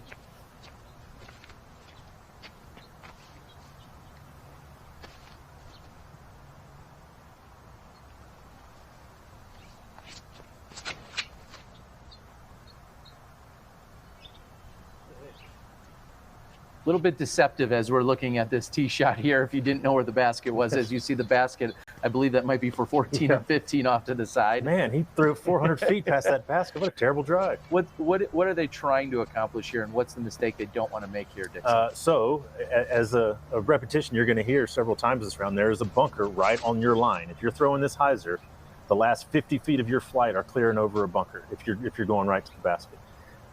Or you can do this. You're long. And this cart path is not OB, by the way. Oh, but Ricky's getting a great roll to come that far back. He's going to be about, 25 to 30 feet, but he's going to have a bushy pine-like tree. I'm not familiar with the foliage around here, but some big fat tree that's going to block his putt. He's going to have an interesting up and around. So you either want to land 40 or 50 feet right of this basket, or go ahead and clear the bunker and go 30 left.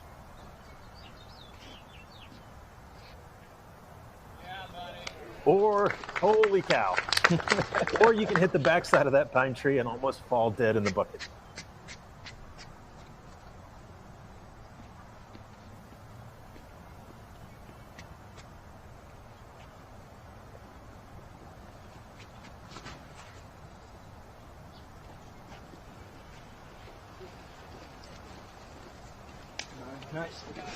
Oh, just short there. Or you can just park it. Man. Back it up.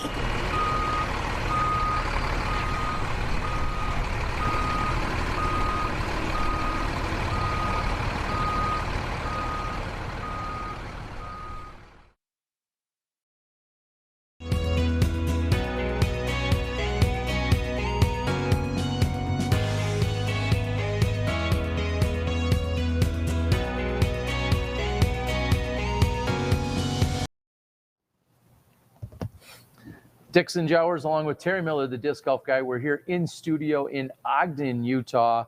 And Dixon, of course, we're out here watching this golf on a beautiful course. We're also treated to just an amazing facility on the golf course. Jade Sewell and the rest of his crew doing such a great job at this event. And we got to brag a little bit. We are staying at one of the nicest properties we've ever stayed while being on tour here. Absolutely. So thank you to Jade, and thank you to all of the hosts and the generosity of everyone to help make this possible. When you come out to a golf course, a ball golf course that also doubles as a disc golf course, what are some of the things that come to mind for you? Well, you usually think you're just going to be super tired because they're almost always long walks, but that's not the case out here. It is a good distance. I mean, it's a challenging distance, but it's not a beast of a course. And speaking of McBeast, he's outside circle one. He's looking at about 36, maybe 37 feet. See if he can make the correction from that right corner pocket previous hole. No, same result, same putt. Maybe he really enjoys the right corner pocket. Very nonchalant Paul McBeth retrieving his birdie, off to a great start here, 3 for 3. All right, Terry, if I forced you to wear white pants or pink shorts, which are you choosing? I am pink shorts all day long. In fact, one of my daughters claims that I have pink shorts. They're salmon, of course. They're salmon colored. Salmon. But my daughter thinks they're pink. We'll see who comes out on top today. We got white pants and pink shorts.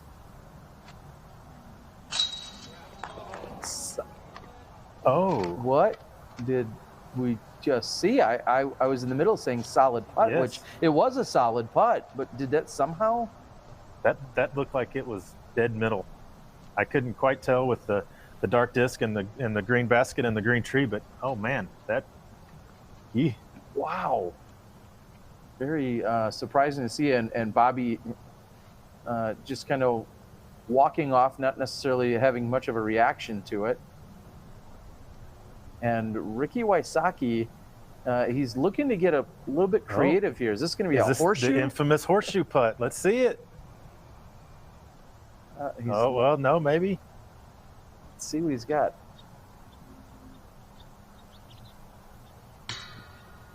No. Caught a little tree there. Well, it was a big tree. He caught a little bit of the big tree. How's that? And missing holes like this, or having putts that bounce out, and there's Colten's drop in, it really starts to burn on you because you know you've got to get birdies out here, and you know there's going to be opportunities for where you're going to have to save par, maybe give up some bogey strokes.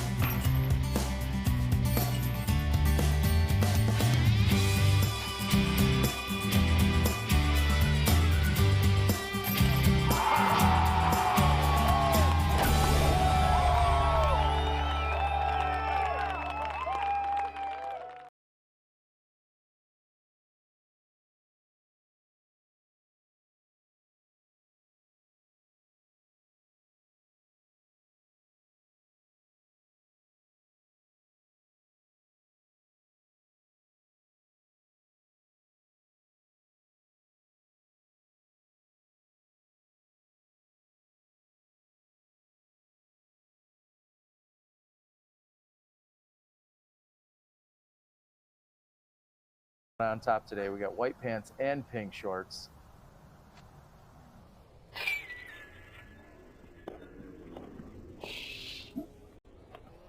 Oh. What did... So there, now after seeing the replay, again, unfortunately, I did not see it come down to the ground, actually, the first time. A little bit surprised by that. Again, Bobby's about as cool and calm and collected as you find out on the course. So if there's anyone that can handle it. He's got to be smooth, right? Well, he's got to be smooth with a name, like you said, not just Musick, but a nickname like Bobby Love. And Musick with a K even. So that's like even smoother than regular Musick. He definitely has it going on. Thank you guys for tuning in and watching today. Please go out, hit the like button, share, subscribe. Let everyone know you're watching live disc golf right here on the Disc Golf Pro Tour. We're at the Utah Open presented by Prodigy Disc. Dixon Jowers and myself, Terry Miller, the disc golf guy. Looks like there's an intersection here, so you're getting bonus footage. This is the intersection, I believe, of hole 15. 4 and 15, yep. Yep. And so we'll check in with another one of the groups. And speaking of checking in with another one of the groups, we can take a quick look at the scores. And your early clubhouse leader, who's been in for quite some time now, Lewis Bitney, coming in with a 50. That's an 8 under par. And in second place, tied with him, is Drew Gibson and Cameron Messerschmidt. So Messerschmidt, who started off the round with 3 pars, just really, and finished the round with quite a few pars, still put together that 6 under par. And we're seeing that right now is a tie for second, and the long throwing Double G sits at 5 under par, along with Will Schusterick and Anthony Barella. So very tight. I'm going to call it right now. I don't think I'm going out on too much of a limb. I think we're going to see something better than that 8 under par by the end of the day. Yeah, I mean, the interesting thing about this course, if you go look at all of those scores, there's only one person that's completed with a clean card, and that's Cam Messerschmidt, and tied for second there. Bogeys are going to happen to everybody, and bogeys have happened to a lot of big-name players, so it's just a matter of how do you rebound to those things that are going to come. And here on hole 4, this is kind of their first chance to really challenge. You can play out safe to the right and take your easy par, or you can challenge water for probably a 430-foot carry going right at the basket.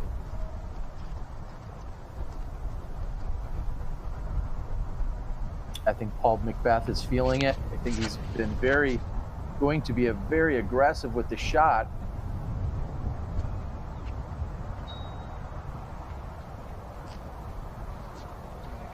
I lost it. I'm going to guess he came out low. Yep, I see the ripples there. Wow.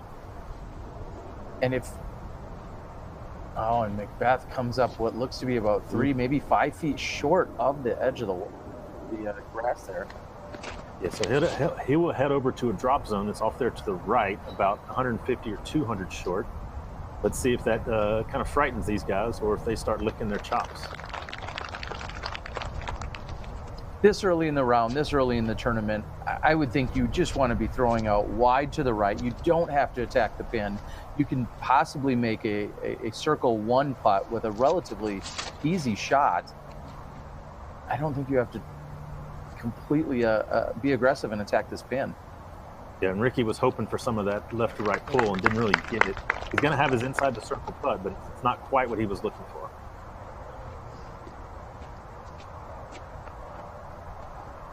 This hole's playing as the second most difficult. It's only a quarter stroke over par, and that goes to show you that there's just a lot of places where you can get bogeys and you can also get birdies. I feel like that's plenty wide there by Bobby Musick. We'll see just how much stability he has on that. And he's going to be short, but no problems from there. McBeth will head to the drop zone. Let's listen to a word from Latitude 64.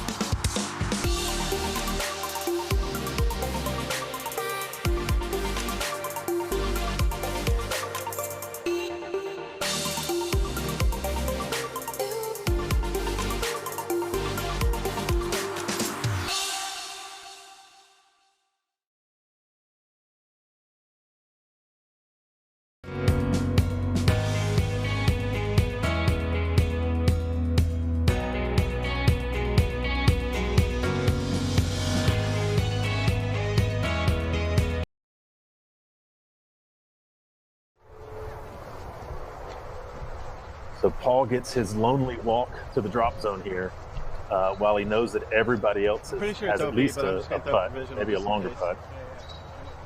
But so right there, Paul called provisional. He doesn't know for sure that he's OB. He's got that indicator from the spotter, but that's not an official thing. So he's calling provisional, throw this up shot, and then make sure that he's out of bounds. And if anything, that is a pro move and a great pro tip for everyone at home. The spotters are usually there to just assist. The group still needs to make the call as to it officially being in or out of bounds. So Paul turns to the group and says just that. This is a provisional shot, and when we get up there, we'll confirm one way or another as to where his disc is and if there's a penalty to be assessed. So I really like that play, and it's a great use of the provisional. Well, and it just keeps things moving along. You wouldn't want to get up there, realize he was out of bounds, and then go back to the drop zone. Exactly. Bobby here with an outside look.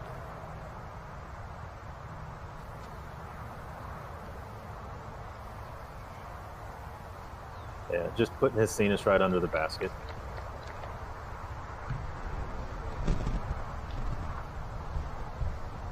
And we'll say it throughout the weekend, not only are the views gorgeous, but I think we have a great weather forecast in store as well. So we're being very blessed here this weekend. It was warm yesterday, a little bit hotter than what they're going to feel the next 3 days, and I think everyone's going to be okay with that.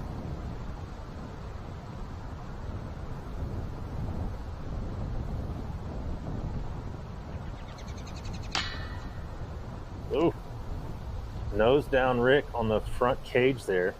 That's kind of a surprising miss because this isn't where he was at wasn't a terribly dangerous putt. He could afford to have been a little bit higher there, obviously.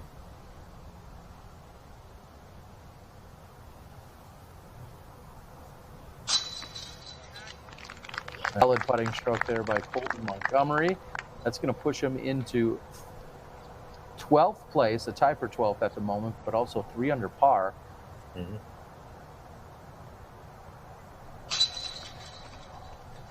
So yeah, Colton's now leading this card after that opening par.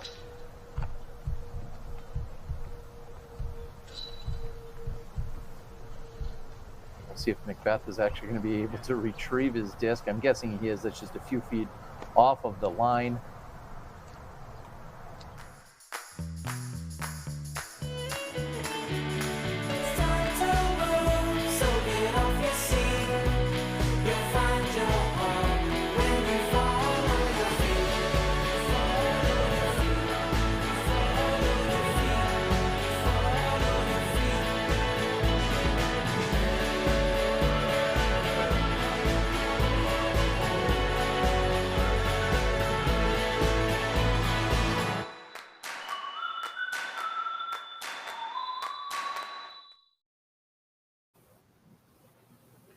And Dixon, everybody said, we want Dixon commentary. What are we seeing on this whole preview? Booyah! A lot of grass. Here we are on hole 5. This, again, is kind of like hole 1. Your drive is just to set you up for the upshot.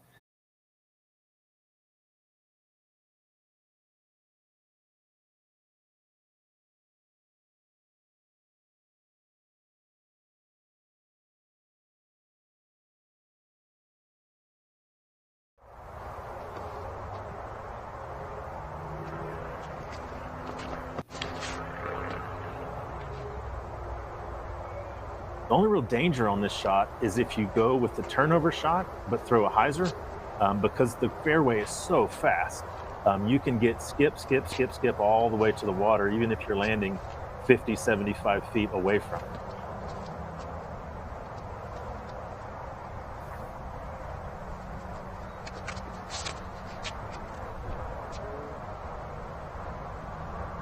Dixon, would you ever see someone throw a roller here, or is it just too much danger and not worth it? No, I mean, I've seen it before. Big Germ threw one last year, and it worked out fine. It's just you don't have to be very aggressive. It's only 696-foot hole. So, I mean, these guys can throw just 350 for these guys, really 400 is not that big of a deal. So it's just a matter of controlling your angle on the ground so that you have an easier, or so that your drive doesn't bring any stress into your life. like this one. So Bobby's going way off to the right. It's not, the distance isn't the issue on the upshot, but he might have a tree in the way. He's got some thick grass to walk through. He's going straight at the water as opposed to approaching from a side.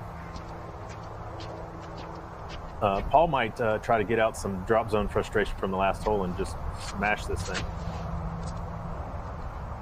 Yeah, going with the big hyzer. This is how I chose to play this yesterday. There's not a whole lot of wind happening, so it's not really advantageous to go one or the other. Just put yourself in a good spot. We're going to move down the fairway.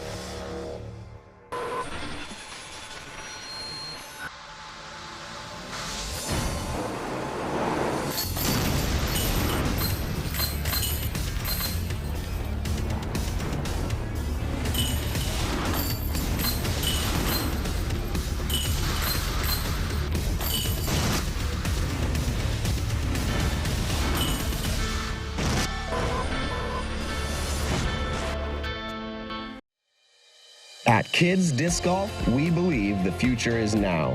Talented and skilled junior disc golfers are getting ready to join us for the first ever United States Junior Disc Golf Championships hosted at Smuggler's Notch Resort in Jeffersonville, Vermont. Smugs boast world-class amenities and an experience like no other. Join other junior disc golfers and their families August 3rd through 5th and make this a family vacation you'll never forget.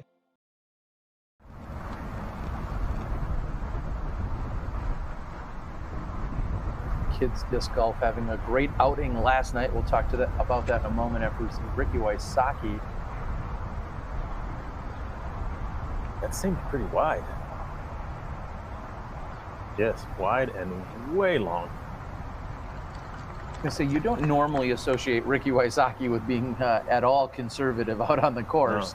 No. And so you'd have to think that looked like a little bit of a misfire more so than just trying to hang it out wide. Yeah, well, it's just one of those things that you want to know where your mistake is going to be. And so he made his mistake to be right, and that's the right thing to do if you're thinking that way. If you're thinking aggressive, obviously you need to aim right at it. But the difference between circle 1 putts and circle 2 putts on this hole, 89% if you're in circle 1, 18% if you're in circle 2, because that water is hanging out so close behind the basket. You can't be aggressive if you're in circle 2. So these guys have to make a choice. Am I going for it, or am I playing for the par after my drive?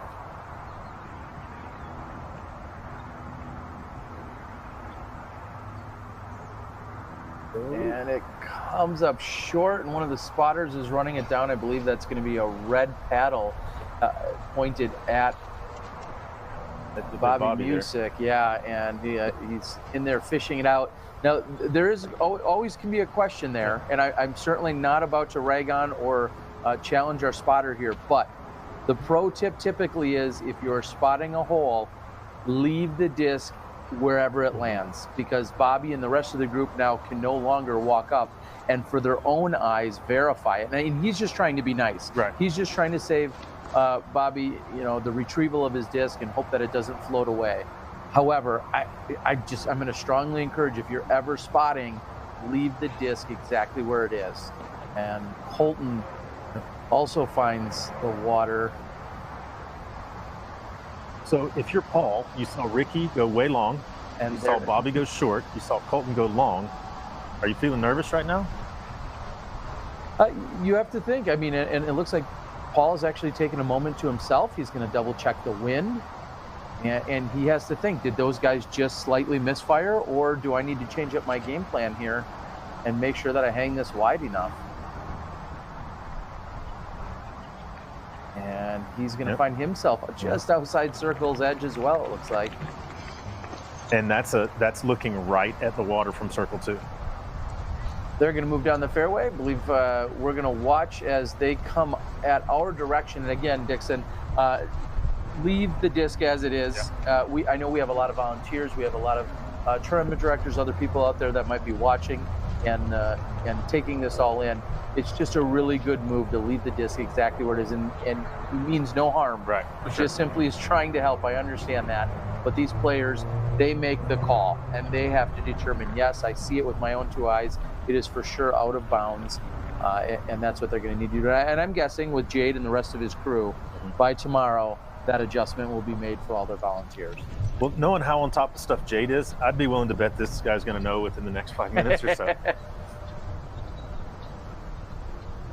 Well, and so exactly that. Now Bobby is going to walk up. It looks like he's been given that spot, and he won't be able to verify exactly for himself. He's going to bring it in the 1 full meter, which you're of course allowed to do anytime you go out of bounds. Even if you are not out of bounds, which is actually a really good note to that rule. Anytime you are within 1 meter of an OB surface or area, you can always bring it up to the full 1 meter out. So, and they actually have a special dispensation out here at the course because of some barbed wire fences that you get. I believe it's either 1.5 meters or 2 meters off of the barbed wire fences, written in the rule book for them. I believe that they've, and commonly when we see barbed wire fences, like you said, a special provision can be made, and usually it's extended to that 1.5 meters or 2 meters. I believe specifically it's 2 meters this weekend. So here's Rick from deep into circle 2.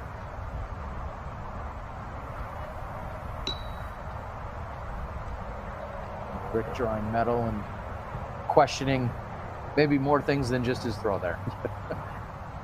Rick questions his existence whenever he misses a putt. Like, what's wrong with the world? Ricky always very hard on himself. He holds himself to the highest of standards out here on the course.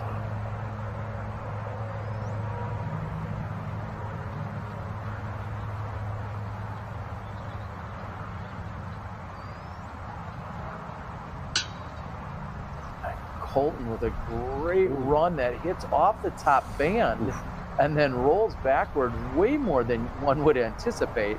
So after a pretty good look there, he's going to have a little bit of a tester, and McBeth, again, standing down, double checking the wind. I have no doubt that Paul McBeth is giving this a full run. Look in the background, water and flags whipping. That really breeds confidence. This could be a huge momentum swing for McBeth in this round.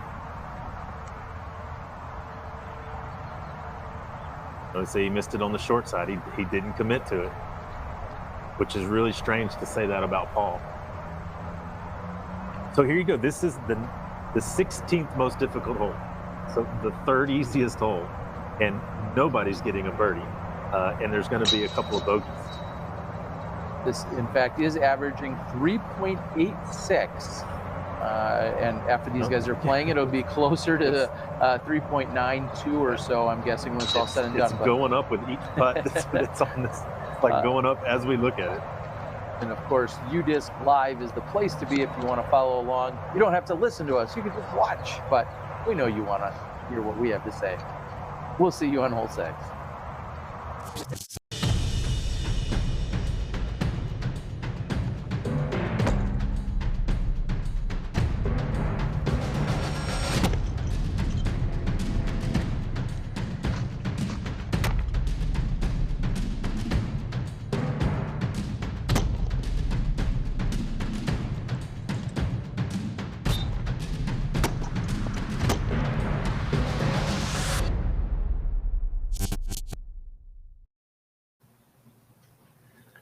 All right, so off of that easy hole that turned very difficult, we have another option of an easy hole to turn very difficult. So this is the 17th most difficult hole, the 2nd easiest. It's right out in front of them. It's just a backhand putter. It's a spike shot. It's a forehand. It's absolutely whatever they want to do. You're landing on the upslope. Everything should stick. If it starts to roll, there's a wall. Everything is setting up for these guys to go all-star birdie here. However, we just saw it all fall apart on just as easy of a hole. So let's head to the box and see what Ricky's going to do. Well, change his mind apparently. It's the first thing he's going to do. It looked like he went from forehand thought to now backhand harp shot is what it looks like.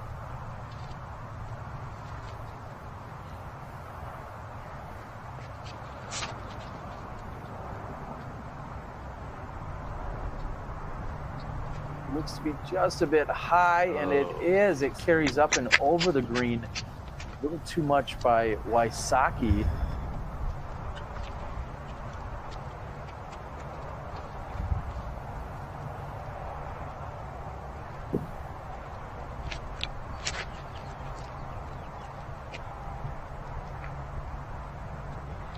And McBeth puts it right next to the basket. Just a moment ago, we were talking about the third easiest hole on the course. This actually comes in as the second easiest hole on the course, averaging 2.73 on the day, with 62% of the players coming in under par.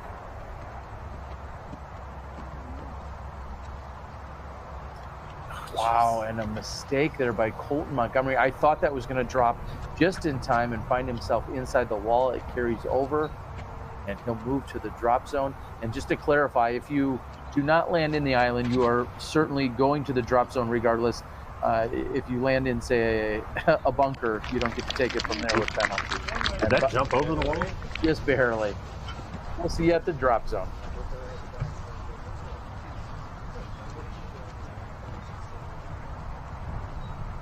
Mistake there by Colten Montgomery. I thought that was going to drop just in time and find himself inside the wall. It carries over, and he'll move to the drop zone. And just to clarify, if you do not land in the island, you are certainly going to the drop zone regardless.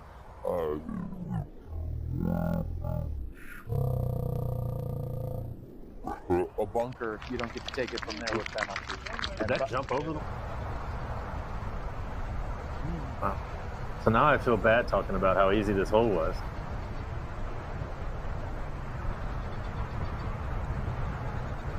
Wysocki almost carding the penalty 3 here. The very rare. There's only been 3 players that have parred this hole today. It is absolutely a deucer 4. And Colten moving right next to the pin as well. And speaking of players from earlier today, we want to thank Jessica Weese and Tina Stenitis. They sat in here and gave you the shot-by-shot commentary as we watched the women's round that took place, the 9 a.m. card.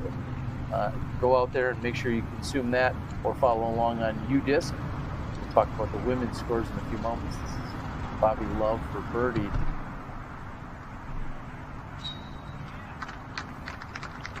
And as everybody cleans up here, I just want to take an opportunity to talk about how witty Tina is. So Big Sexy commentary, right? Germ and Nate. She's come up with the new team name for them. Forget Big Sexy. They're now Germinate.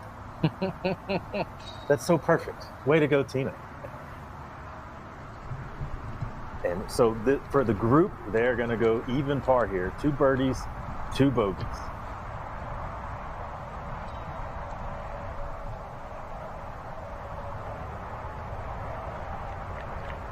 Happen as good as it gets. We'll see you on 7.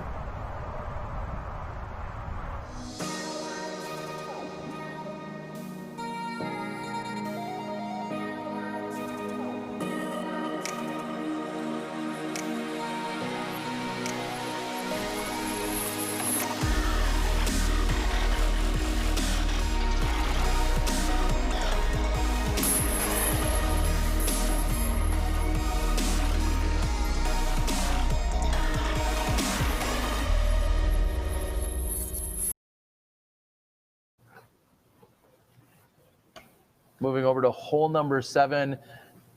Everybody's clearing the pond. What are they trying to do after that? Well, this is the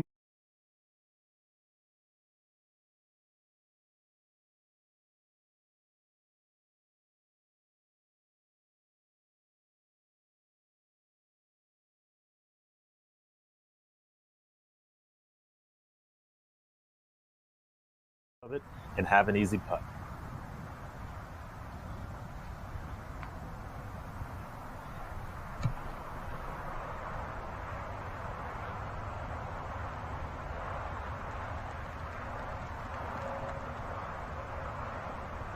Is that our tournament director himself, Jade Sewell, out there? I think that is Jade. With one of the Pro Tour pickleball paddles. But I could not make out what I could not make out if that was a red or a green right there.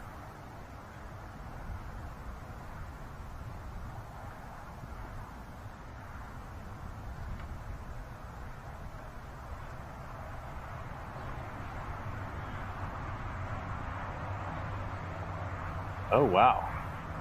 And Bobby gets that up way too high. That is in. I didn't know it was even possible to get over there. Wow, he hyzers out very early on that one. Now, all told, he should have a relatively easy up and down from there.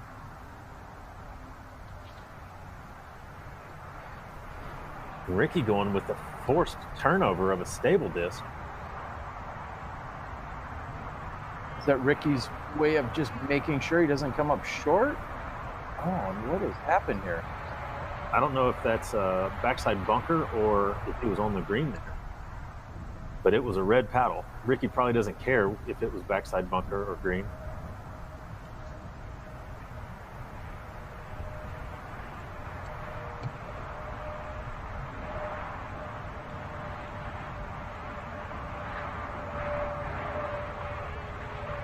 Jade's gonna hustle over. It's red again. Wow. So the struggles continue here for everyone that's playing hole 7. We'll see you guys in a moment.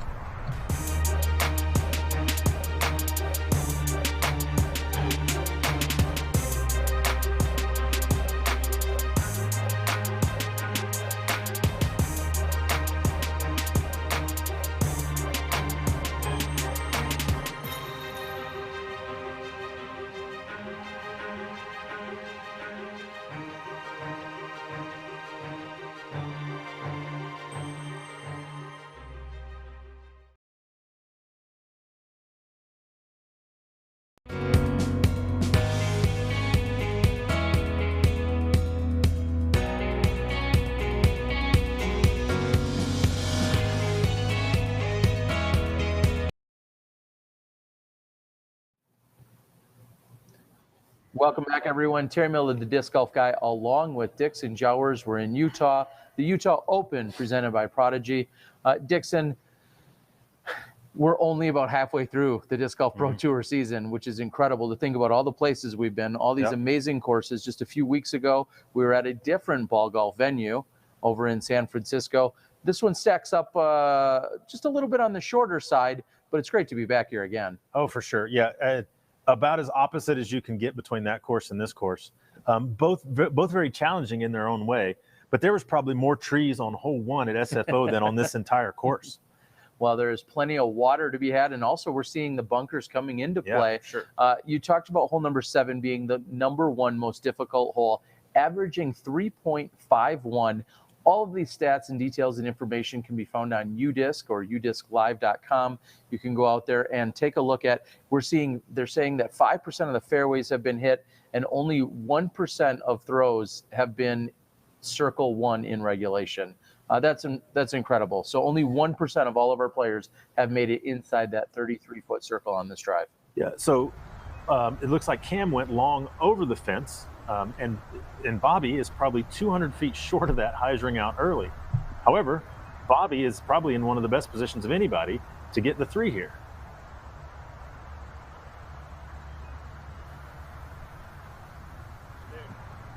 Or the 2. Okay. A little bit short on that, but a really good looking line from Bobby Musick, just short of the basket. I mean, I think you can see how difficult this course plays, not because you have to hit some sort of tight line or anything like that, but just because of the pressure that these shots put on you, that you have to be very, very particular on your distance and your angle, or else bad things can happen. What color was it, Rick?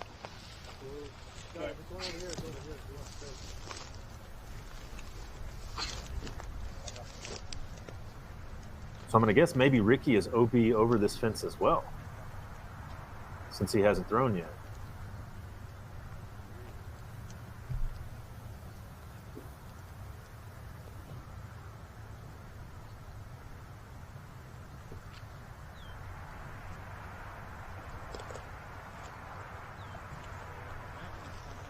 Good run by Colten. Doesn't quite draw any metal. Dixon, you were out here. You had the opportunity to play the course, which provides a little business mixes your business with pleasure out on the weekend. Would you ever think or have the problem of throwing over this fence going long? Not on my first shot. Definitely not on my first shot. Because I don't have the distance to clear that bunker, and I don't have the distance to do that either. That's a crazy circle 3 right there, by the way. He threw long on a 546-foot hole and then hit a 50-foot comebacker with a circle. And he's not happy. Oh, and here, this is where Paul landed, I guess. Was that his drive? Yes, that was his drive. Okay. So Paul McBeth, who finds himself at 4 under. Come on, man. Picking up birdies on both holes 6 and 7. We're seeing Colten Montgomery as he taps in. He now, after just a few moments ago, we saw him pushing for, I believe, in a tie for 12th. A few holes later now, he's in a tie for 40th, which just talks about how tight the field is at this moment, as Bobby Musick is in for a stress-free par. We got a short walk. We'll see you on hole number 8. Let's forget about the car for a moment. Your local next-gen qualifiers are all fun entry-level PDGA-sanctioned C tiers. There are 3 ratings-based divisions, creating a competitive environment for beginners all the way up to amateurs aspiring to become professionals. Don't forget to sign up for the Next Gen Virtual Challenge. You get to play locally and see how you rank nationally. Don't miss out.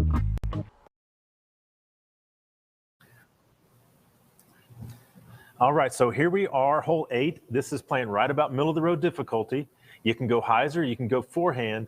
The difficulty with this hole is not the distance, it's not the angle, it is the landing area. You've got a basket on top of a hill with bunkers seemingly all around it.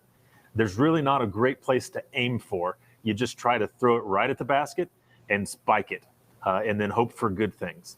I would plan on seeing big hyzer spike shots or forehand spike shots. It's just kind of player's choice based on what the wind. And Paul McBeth is lining up his shot. It looks like he's ready to go.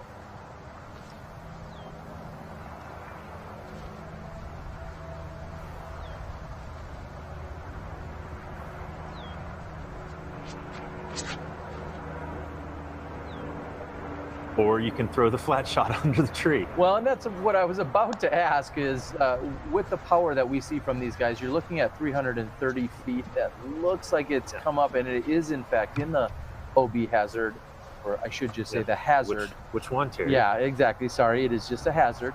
He'll take a penalty stroke from there. It seems like that's one play as well.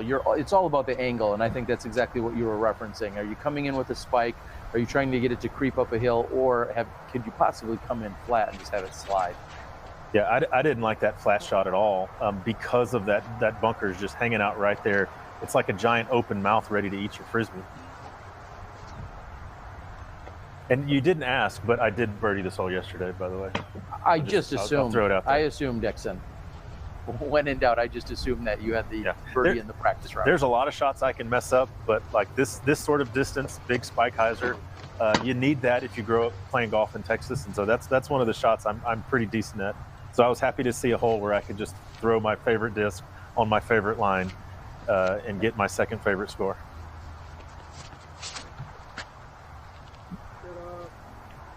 And a backhand turnover by Wysocki? Did you have that one in mind?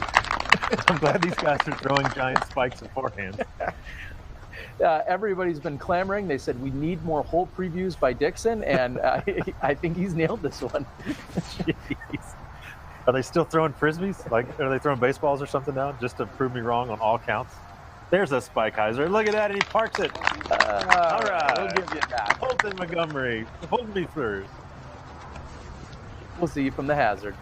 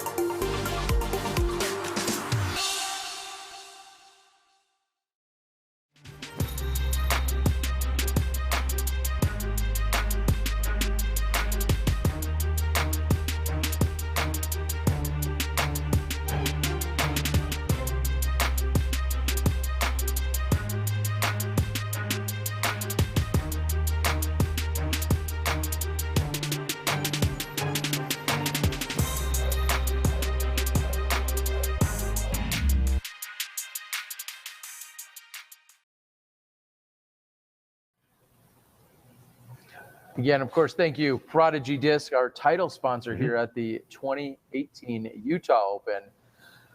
We're about halfway through the round. Has there been any real surprises for you, Dixon? I think that I expected to see some bogeys here and there, but I feel like the bogeys on our, I mean, these are all 4 fantastic players. I mean, they've thrown a lot of bogeys so far. They've kind of spread them out evenly. Paul obviously getting the better of everybody right now, but even Paul's in the hazard right now with kind of a tester putt uphill with a little bit of wind to a definite downslope. Bobby's got the same thing, except he's got a bunker right behind the basket. This is draw metal or die pretty much. Or be very happy that sat down after drawing metal. It's a good run by Bobby, just a bit low. Okay, this isn't too far. This is 20-ish feet. Yeah, I expect the whole disc in the chains here. Paul McBeth has to deal, as you see, his left foot though continues to slip. It's not so much about the angle, I think, throwing up the hill as making sure you have a good plant and release. And if there's anyone that's going to make that, it's definitely Paul McBeth. Yeah, those are difficult. I mean, it's a 20-foot putt, and he's got to go uphill probably 7 feet. That's tough to keep your angle good so that you don't hit super nose up and bounce back out. And Colten with the easy birdie because of his spike hyzer. What a brilliant route to take, as opposed to the flat turnover shot by Wysocki, who also cards the birdie. And we're moving on to hole number 9 from the corner. We'll see you in a few.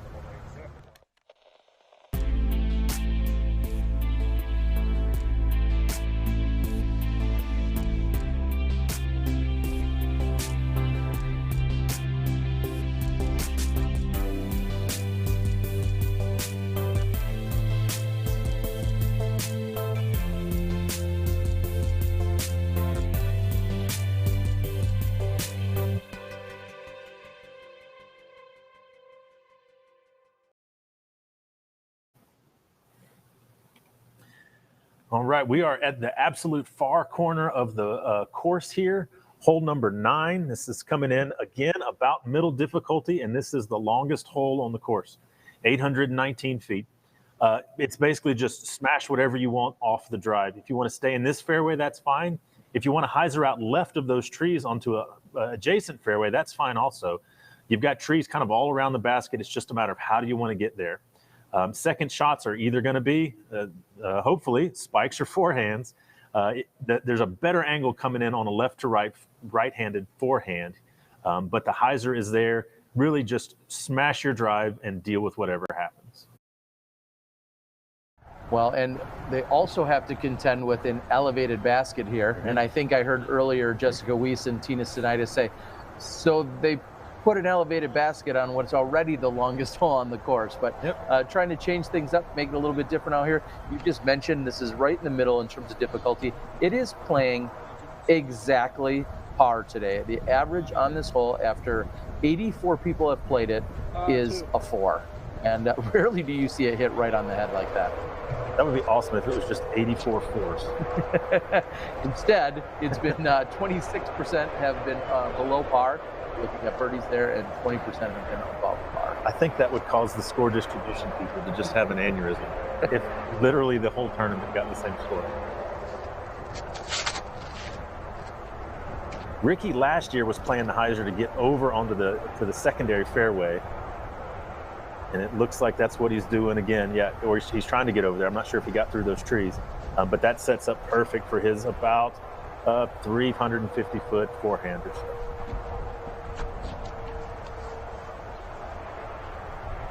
And it may not look like it, but Colten Montgomery has a huge arm, which we were witness to earlier in the Disc Golf Pro Tour season. And he's going with the big flex. That'll do, Pig.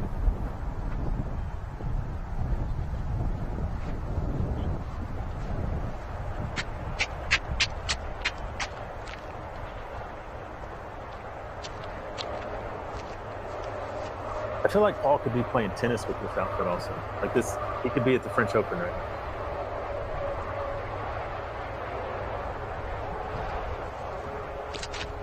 Rarely do you watch somebody move to the back of the box with a par. And Paul trying to stay way right, so he's got a better hyzer angle coming in. But again, kind of like hole 1, it's not so much about the drive. There's very little very little trouble you can find off of this first shot here. It's all about the second. And only if Paul was at the back of the box. I misspoke there a moment ago. I apologize. Interesting that, do they have options to tee from here? Well, I hope so, or Bobby's about to get stroked from not throwing from the teeing area. Either that or it's a really poorly placed drop zone.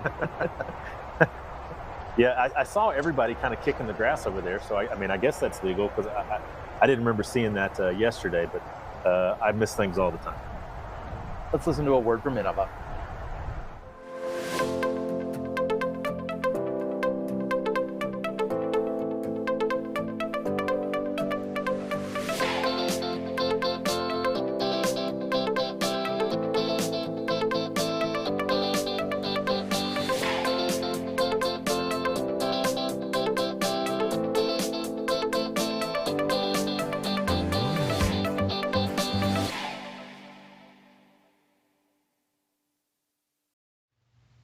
The Disc Golf Pro Tour and the Utah Open, presented by Prodigy Discs, proudly present Dustin Keegan, killing it on hole 17.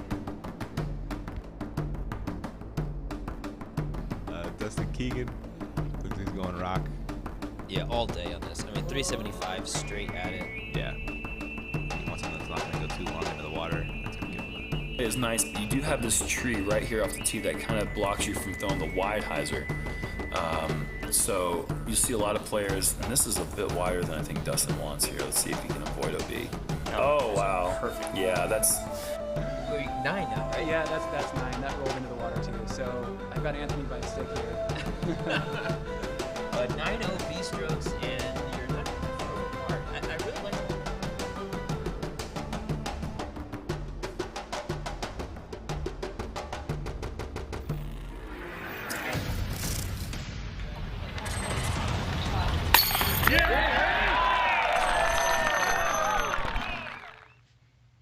The Utah Open will be held Friday, June 22nd through Sunday, June 24th.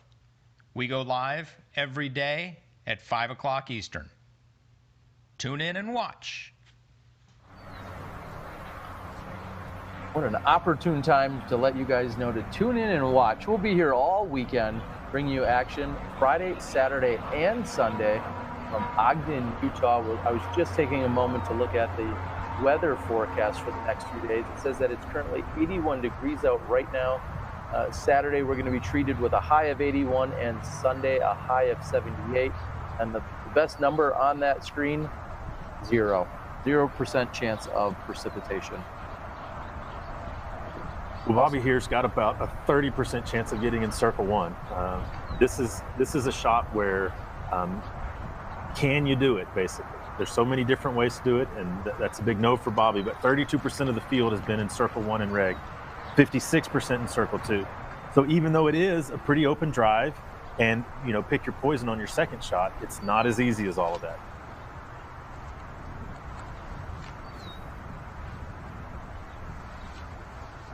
Looks like Wysocki's fully committed to the forehand. Doesn't seem as if there's as much wind right now as we saw during the earlier rounds with the women. Yeah, it doesn't seem that way at all. There you go. Is that fun? It's nice to have a 15-footer to the elevated basket. And Montgomery with an even closer drive than Wysocki's.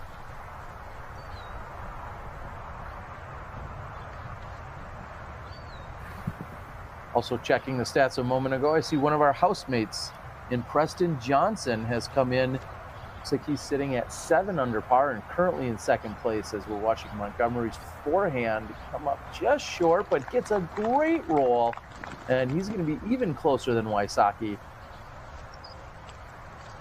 Yeah, Preston actually kind of doing the opposite of a lot of the other players. Is he settled down towards the end. Got 3 out of the last 4. It seems like a lot of our guys were stumbling down the stretch.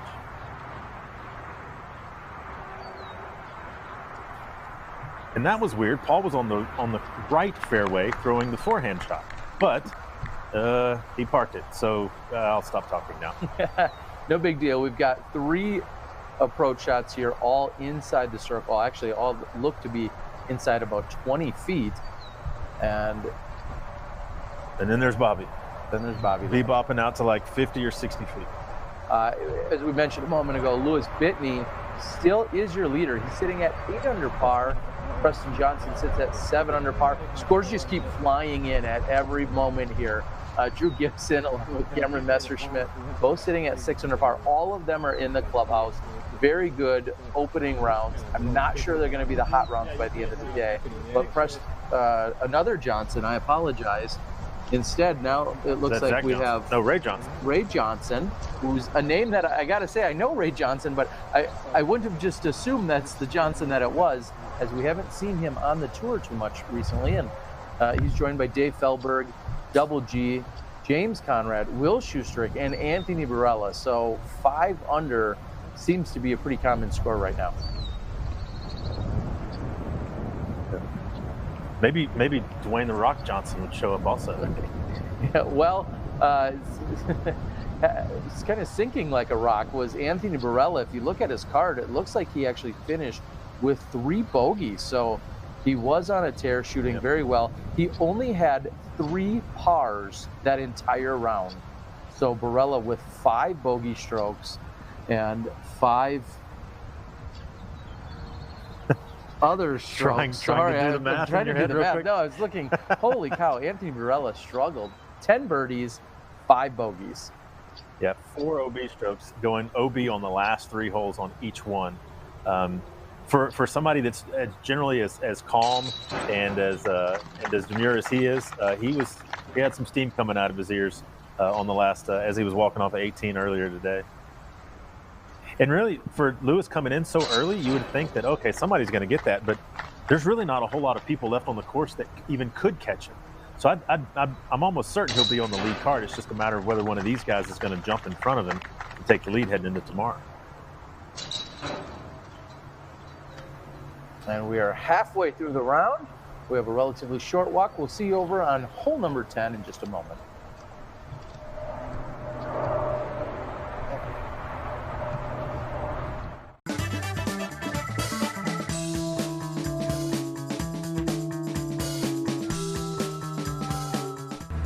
In 2015, there was no women's division, so I played in the men's open. There were 38 competitors. What place did I get?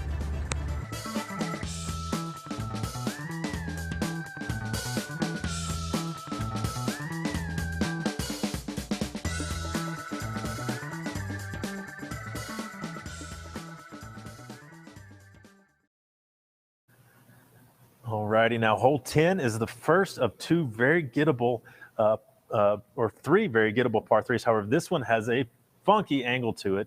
You've got a triple mando here between the trees under the rope, and then you've got a cut to the right, probably 70 or 80 feet from those trees. The most natural shot here is obviously a forehand. There's a couple of branches hanging out in the middle trying to get you, but basically just make the mando and take your putt, be it 20 feet or 80 feet. Just don't miss the mando. That's all you're thinking on this box. Hit the mando. I imagine we're going to see 4 flicks here from some guys that are pretty good at throwing that shot.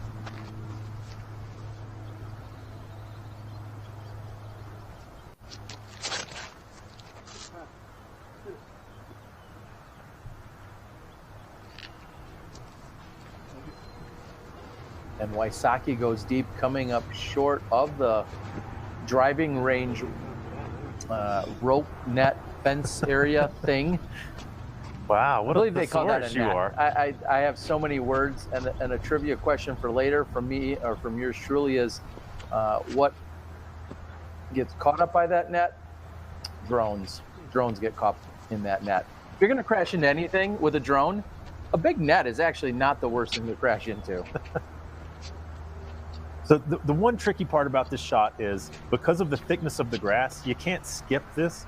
You have to fly it into circle 1. So you do kind of challenge the top of that, or you have to throw something very fast and very stable.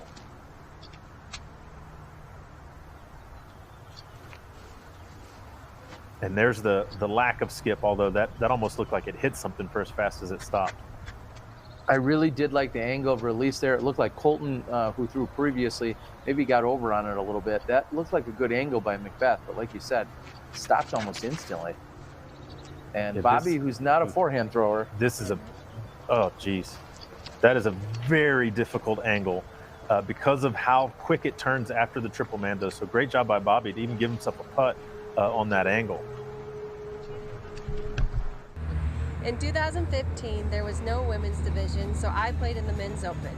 There were 38 competitors. What place did I get?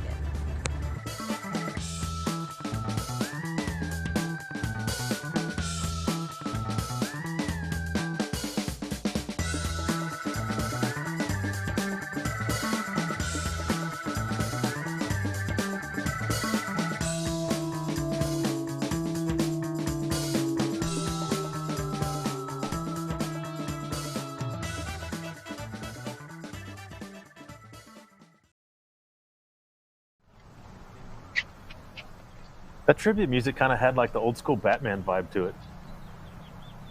Wow, playing in very impressive fashion and cashing was in fact Catrina Allen. Catrina Allen finds herself, no surprise, tied for the lead right now, along with Jessica Weese, who she went into a 3-hole playoff with last year. They tied every round and the playoff and this year. They just love playing with each other on this course.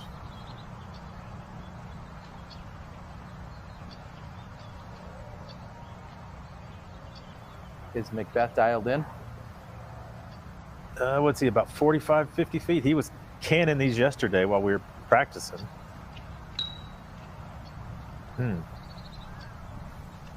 So, no. Surprisingly, just a bit low, and it looked like he might have been a little bit further than what we thought. They have a cool rule here. If you go OB through the fence or under the fence or anything like that, it's not OB. You take it back on the proper side of things, and it's just chalked up as some weird thing happened. You found the hole in the fence or something like that. The one way that you can find yourself with the OB penalty is if you go up and over the actual fence, then you would be considered out of bounds. And of course, we should not see any of that taking place this weekend.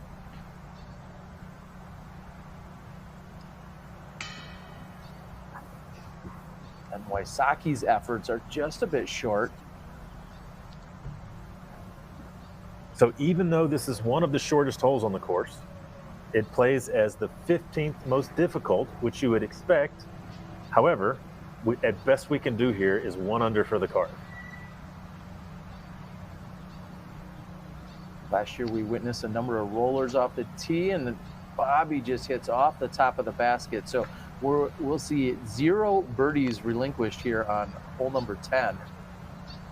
And I think this is one of the things that this course does to you, is that you feel like there's so many holes that you should get, but there's very legitimate reasons you don't. And so that pressure starts to build, and the frustration starts to build. I won't name any names, but I saw some big level people absolutely steaming coming off the course because one hole or another jumped up and bit them right there towards the end. We'll see you on 11.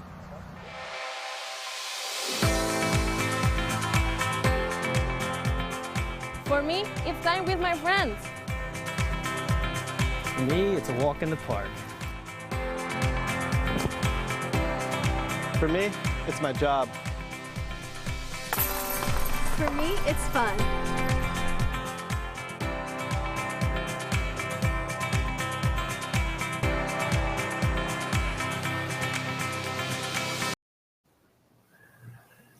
All right, so the second in our streak here of 3 holes, we've got hole number 11, 303 feet. You just want to burn one low. You can go under the tree, you can go around the tree on the right.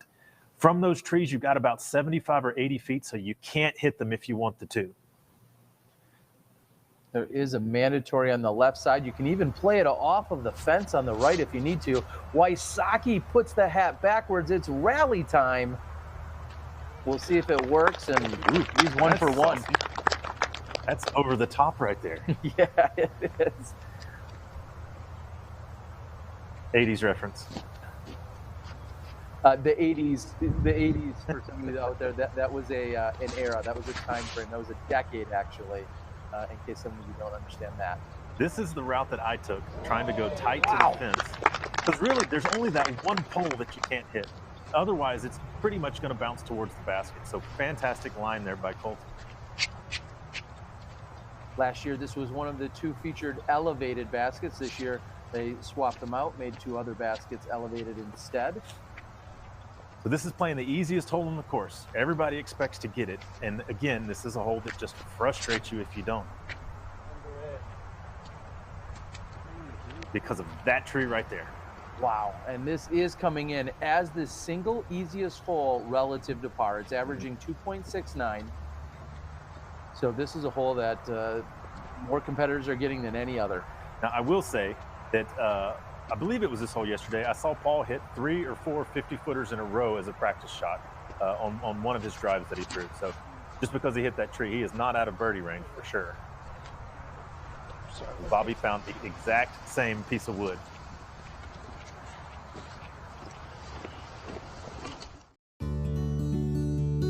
Tempercraft USA. Double-walled 18/8 stainless steel construction keeps it cold while you're hot, keeps it hot while you're cold.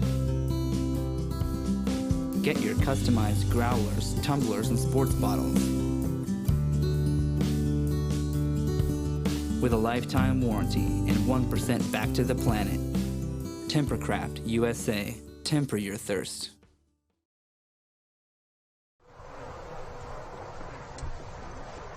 Now, obviously, you don't want to hit those verticals that are holding up the driving range net, but they're made out of metal, and they make this cool noise when you smack them. It's almost like a church bell sort of resonating gong when you hit them. And you know, no matter where you're at, if you hear that, you just look around, you're like, somebody just tagged one of those. Take a meter off the wall.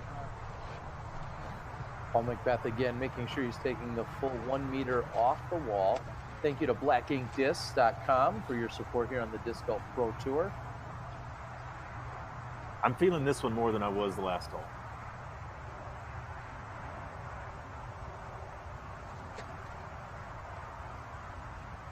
Jumper by McBeth just in front of it. He scoops up his mini in frustration. My feelings were off.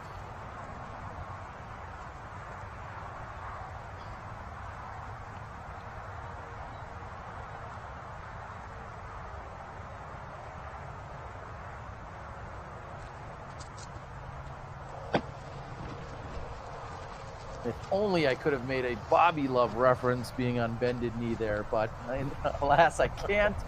He doesn't convert. So we're looking at 2 pars here, assuming the cleanup, and probably 2 birdies. Kind of surprising. Again, such a talented group of golfers, and I know they're not going to go out there and birdie everything, but to see this play as the easiest hole on the course, and we're looking at just now 2 birdies as a possibility, kind of surprising.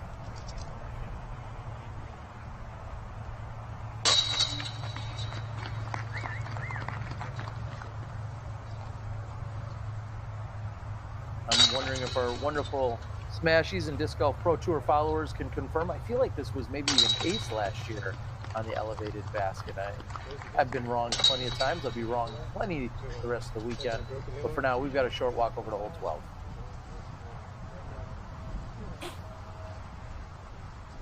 The 80s for some of you out there, that was an era. That was a time frame. That was a decade, actually, in case some of you don't understand that. This is the route that I took, trying to go tight to the fence. Because really, there's only that one pole that... Let's forget about the car for a moment. Your local next-gen qualifiers are all fun entry-level PDGA-sanctioned C tiers. There are 3 ratings-based divisions, creating a competitive environment for beginners all the way up to amateurs aspiring to become professionals.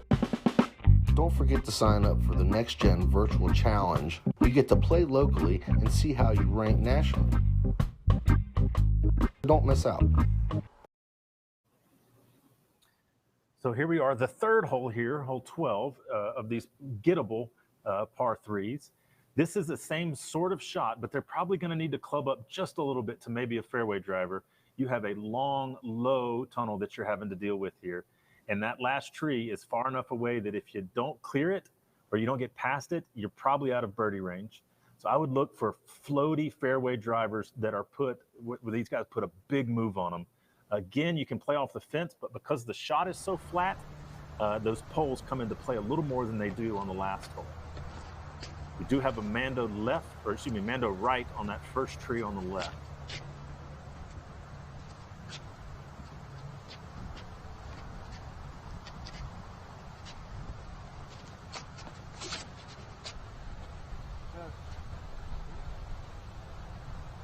Yeah, and there's the problem with the low ceiling. That grass is nice and lush right there close to the fence.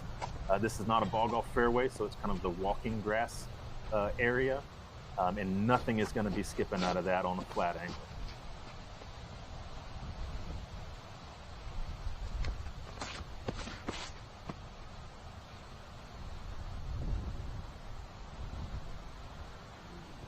Wow.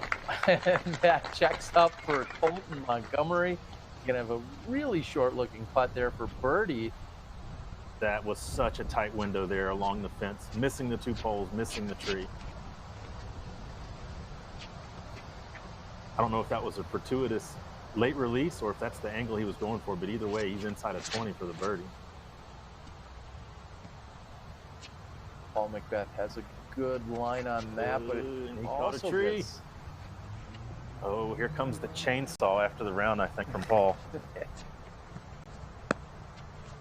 But you could saw how much of a turn he put on that disc. A big twist in his hips and keeping his stance nice and squatted to try to get that low angle with a lot of push.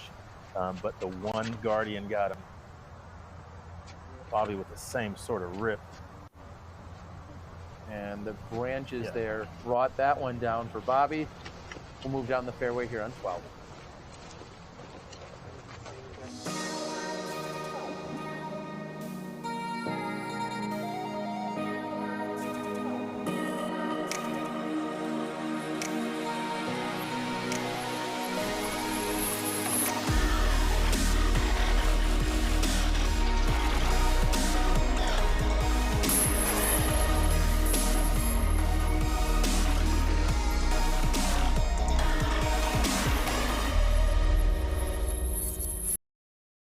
Grass area, and nothing is going to be skipping out of that on a flat angle.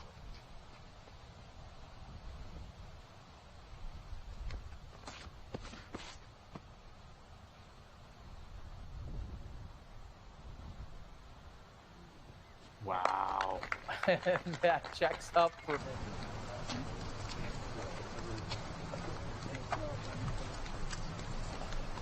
So as we are moseying down the fairway with the gallery here, we have Ricky on what's probably an 80-footer. Oh no, he's right there at circle 2, so 60-ish feet.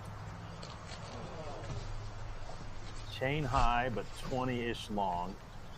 I mean, so it's a hole that you can run on your putts. There's not a lot of danger here, but it's just not a hole you want to run. You feel like I should be much closer than this when you have these circle 2 putts on holes like this.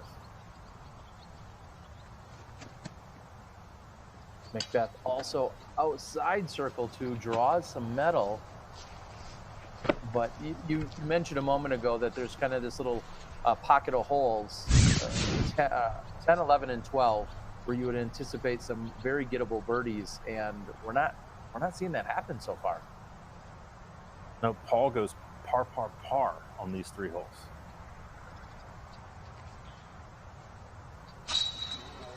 Oh, there you go, Bobby. Great putt by Bobby Musick.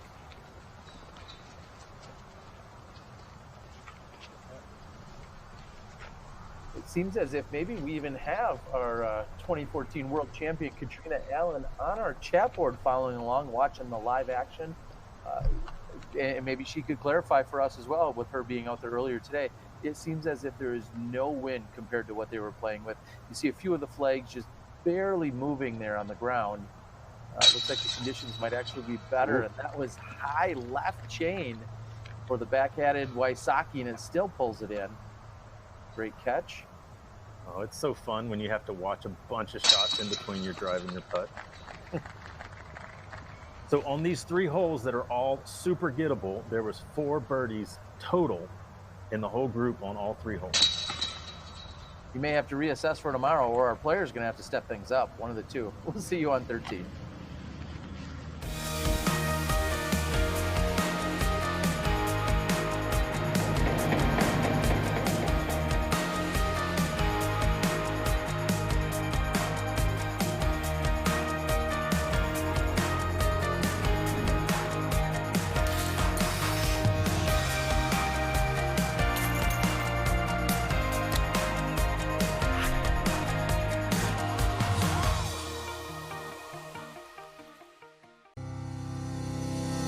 Let Dynamic Discs help distinguish the winners at your next event. We've got many options from a mini disc to a full-size disc, and we can do custom-wrapped baskets from the micro recruit all the way up to a veteran. We can help design your trophies, and we have discounted prices on larger orders. Our designs feature sharp graphics and vibrant colors. We have what it takes to set your event's winners apart from their bags to their backyards. Learn all the ways we can help at dynamicdiscs.com.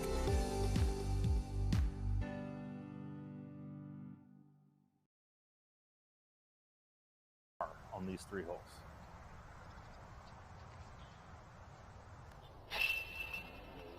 Oh, there you go, Bobby.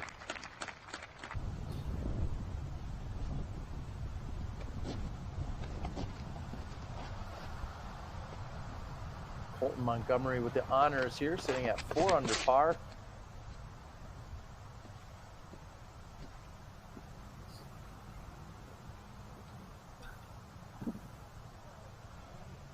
And we're actually here over on hole number 13. They're just waiting on UDisc to go ahead and put in the official score on the previous hole. Once that does, all of our graphics will dynamically update. And that wasn't even a play on our Dynamic Disc commercial, thanks to Danny Lindell. You're such an innovator. A prodigy, you might say. So this hole is gettable, and actually, I bet after Paul going 3-3-3, I bet he's going to take a little bit out on his disc here. This is absolutely destroyer territory. 524 feet with a skippy fairway going into the basket. This one's easy to play if you don't feel like going for it. You just throw it out there 420, 450 feet, take your long jump putt. But I saw Paul parking this hole yesterday.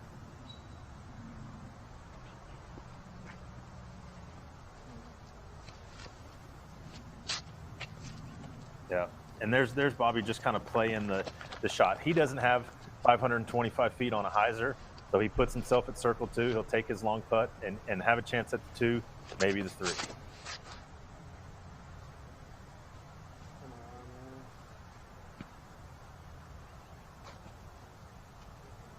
And there's the action that you hope to get on this hole. Ricky inside of 20 feet. Fantastic line. Great skip on the fairway grass there, trying to get back into the groove. If you look close, I bet you'll be able to see some fire coming off the back of this disc. At least smoke.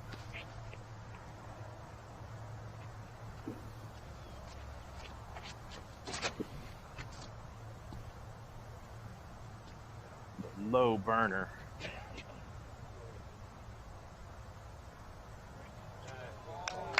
There you go.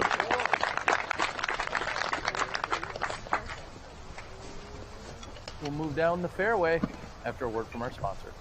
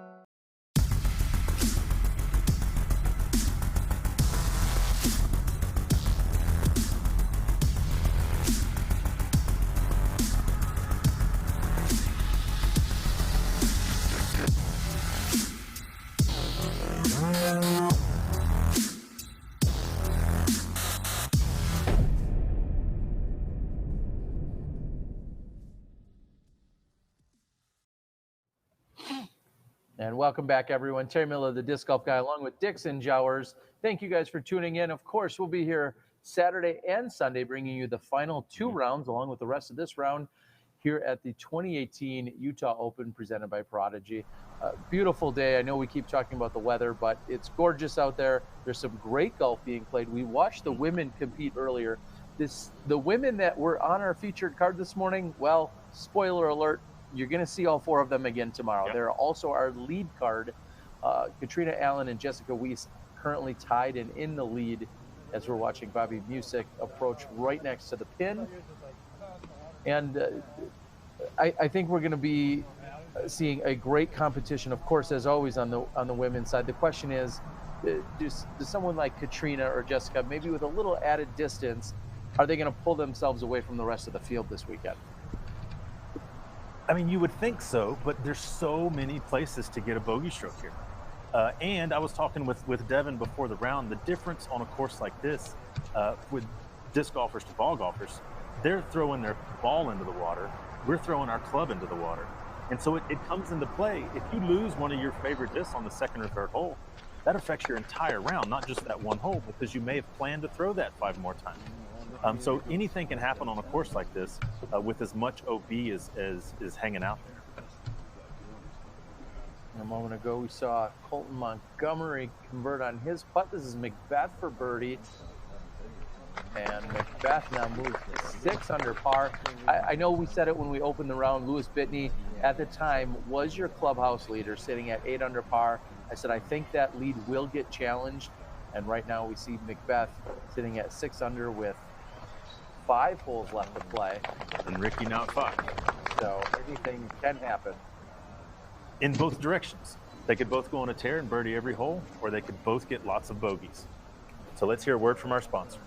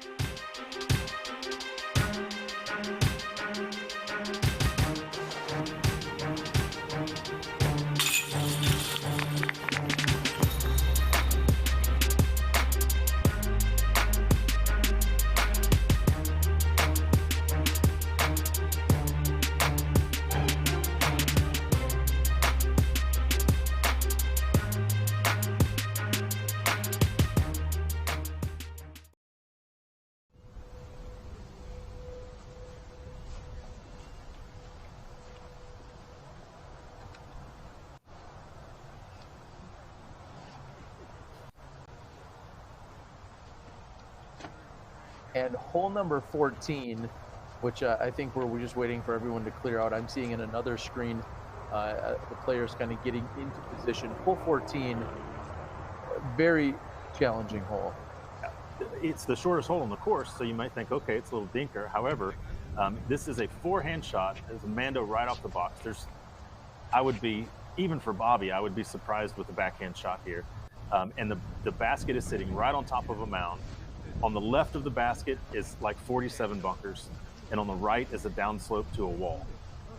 So, I mean, you're almost forced to throw the forehand here and just hope that you stick it. Ricky sometimes plays this hole going with the high forehand and just intentionally landing on the downslope right of the basket, rolling down to the wall, and just taking his circle's edge putt back up. The problem is if you land over there, you've got an uphill putt that goes over a slope right past the basket, and you are almost guaranteed to land in the bunker if you miss that putt.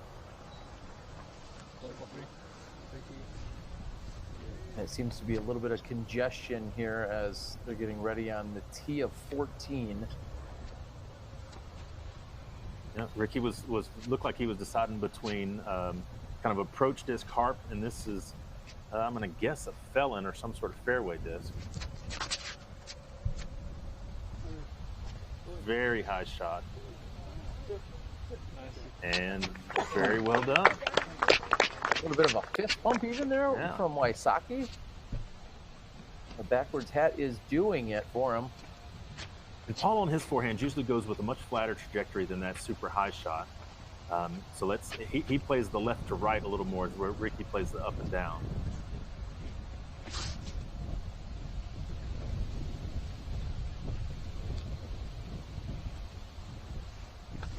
Paul hanging out to the right, not as close as Ricky, but he's going to have a putt. Now it's just a matter of how aggressive do you want to be.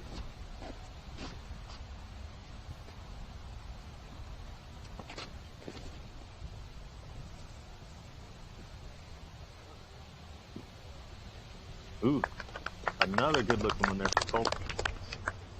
But even if you land right next to this basket, it is absolutely on a downslope. You might park the basket on your shot and still trickle down to 30 feet.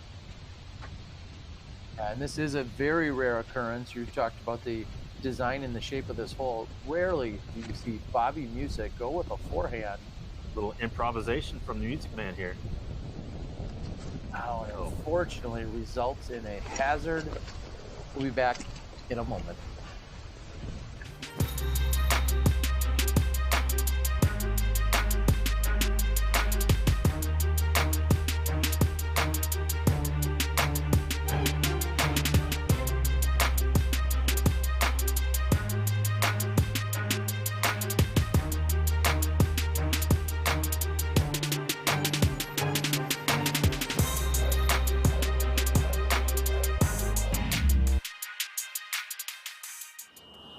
Back it up.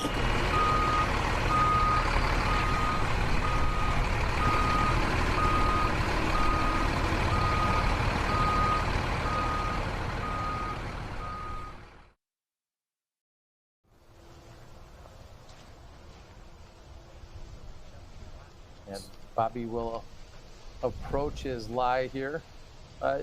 Would you say this is a relatively common way for course designers and tournament directors to use the hazards in the bunkers? Yeah, for sure. I think it's a great design element because it a lot of times in disc golf, you can land on any side of the basket and have an open putt. I really like when they force you to make decisions. Oh, and left side chain for Bobby Musick.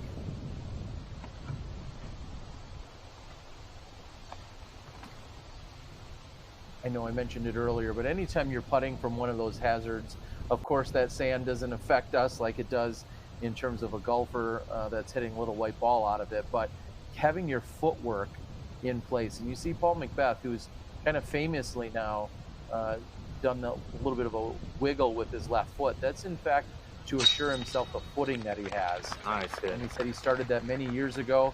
He always wanted to make sure that his foot was in place and he knew exactly how it was going to react. So, and anytime you're out on the course, if you want to be a full Paul McBeth poser, just certainly wiggle your foot around. It makes it look like you know what you're doing. Exactly.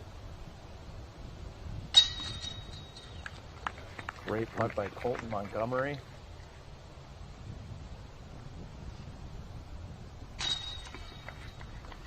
And there we go. 3 birdies on this hole. And Wysocki's turned his hat, put on a smile. What's going on? We'll see you on 15. This is Dan, and this is Tyler. Dan and Tyler like disc, and they like beer, so they combine them in a rigorous scientific process. Disc Golf, a card game that challenges your disc skills, drinking ability, and your friendships. With 3 categories and over 50 individual cards, mix and match. Get rid of cards you don't like, or make your own rules. Disc golf is truly American.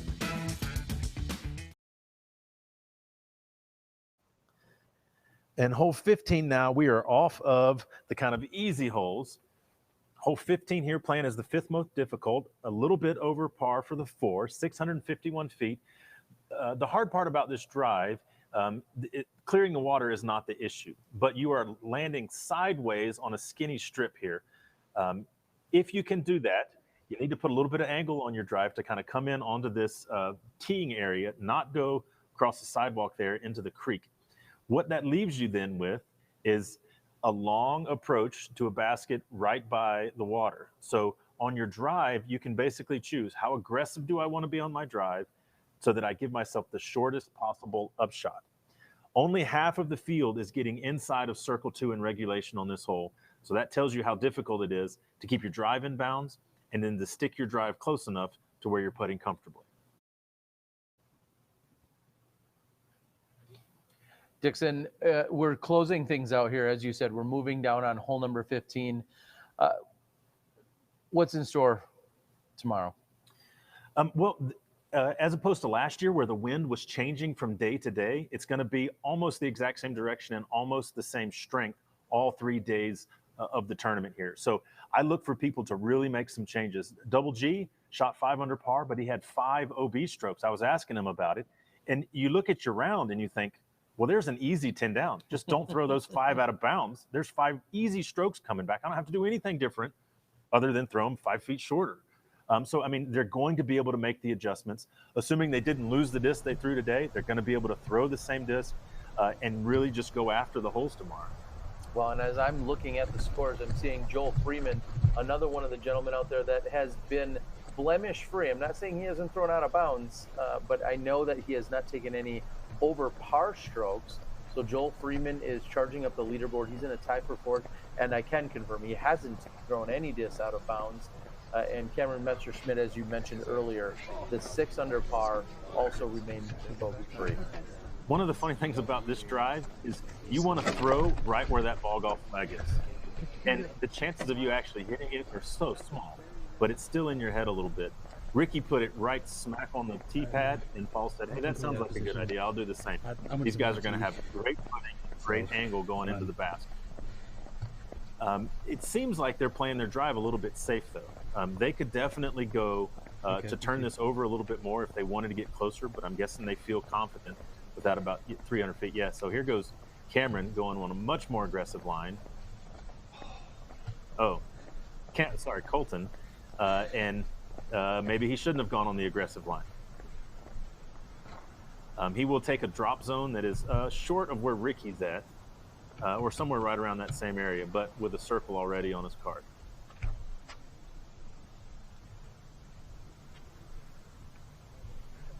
And I think this is one of the few holes on the course where you can get in trouble on both the drive and the upshot. It's a little bit different than some of the others. All right. Well, we'll listen to a word from Grip as we move over to the drop zone.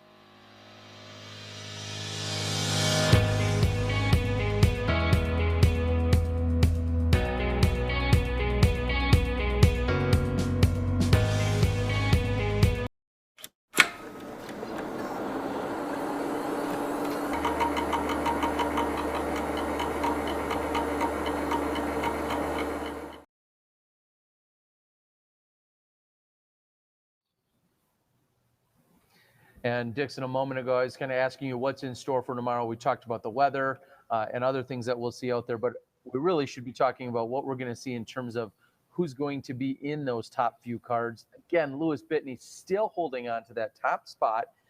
He's getting challenged more and more as we're watching McBeth, for instance. He's coming in through 14 holes. He's at 7 under par.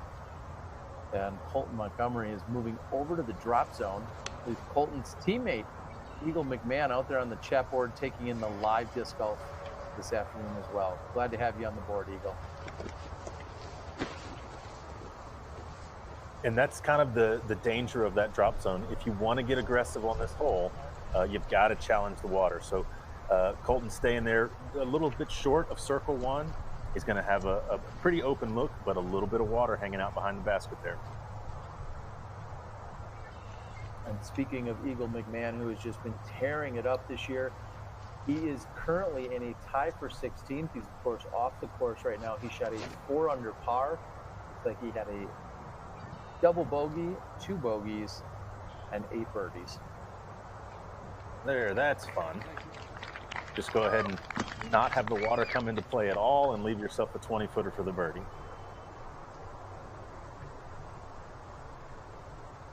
I'd like to throw a forehand like that one day.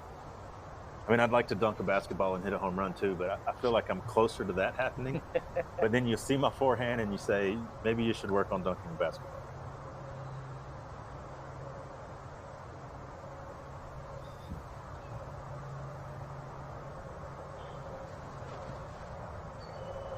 Uh-oh, that needs to be stable. Bobby's hung it out over the water. Oh no, he hit that tree. Oh, and okay. I hit that dirty tree yesterday and rolled back into the water. But Bobby stays clean right there.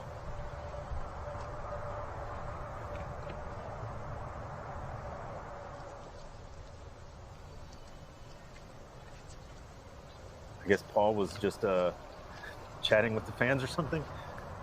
Hey, Paul, it's your turn. And speaking of chatting with the fans, we also want to welcome Paul McBeth's wife. Hannah is out on the board. She's taking in the live disc golf. We invite everyone to go out there. Please share the link. Let everyone know you're watching it. Tomorrow and Sunday, we'll be bringing you the final 2 rounds, both on the men's and women's side, right here with the Disc Golf Pro Tour. McBeth's very effortless forehand. He looked like he threw that like 30 feet. And left with less than 30 feet. We'll listen to a word from our sponsor in Keene.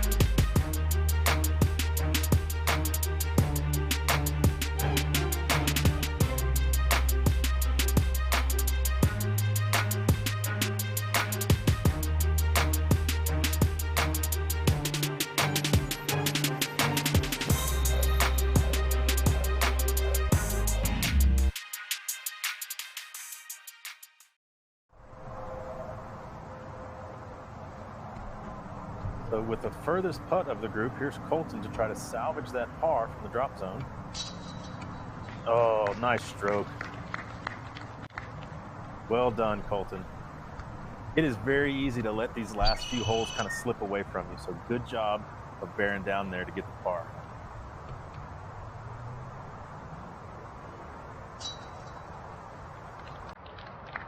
Bobby for the bird.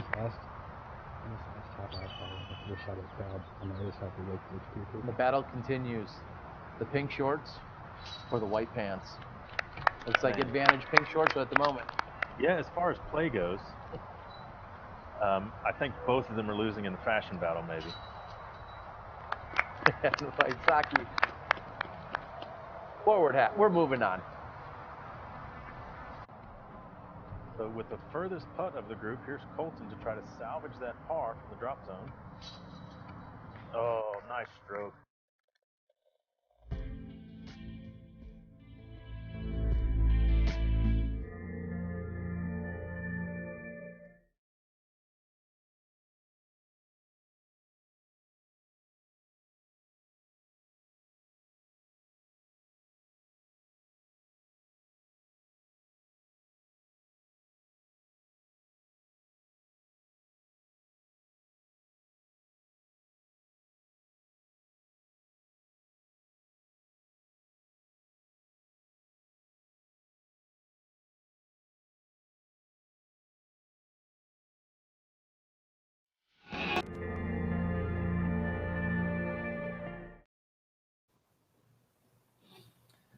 So hole 16 here is a little bit longer of the ones where you've got a lot of danger right by the basket. This hole is playing the third most difficult. You've got a bunch of bunkers just short of a basket up on a ridge, and if you clear that ridge in the air, you're going to do a cannonball into the water. So it's really a matter of how aggressive do you want to be. Some guys are just playing for the bunker. Maybe they don't stick and they get their circle 3. Or they get their birdie, or they stick and they get their relatively short putt for the 3.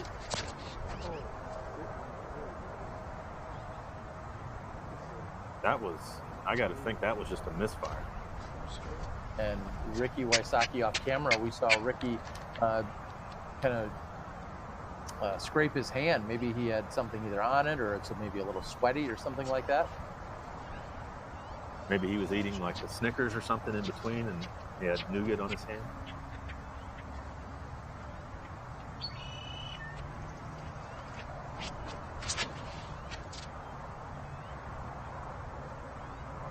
Paul just taking dead aim at it. And unfortunately, that's going to result in the hazard sand trap for McBeth. Did he just not throw that hard enough? He was certainly running at that. That's what it looks like. I mean, if you're playing short of this bunker, you play, 40 short. You just take your 3. Yeah, kind of like what Bobby's doing here. Yeah, there was really no doubt by Bobby. He said, I'm perfectly fine with coming short. You may or may not then decide to run at it. That's the problem, is this green is so dangerous that even if you do lay up, you may just have to play the layup on your second shot as well. Yeah, it plays a little bit longer than you think. Yeah, Colten right there was just going with a mid-range. That little green spot up there.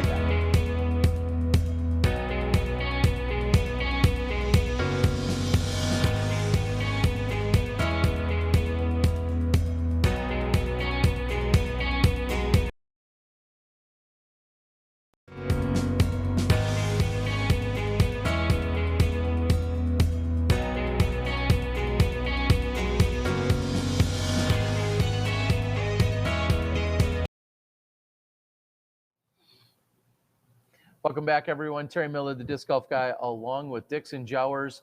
As we're taking a look at the scores, Paul McBeth continues to make his charge right now. He's sitting at 8 under par, officially tied for first with Louis Bitney.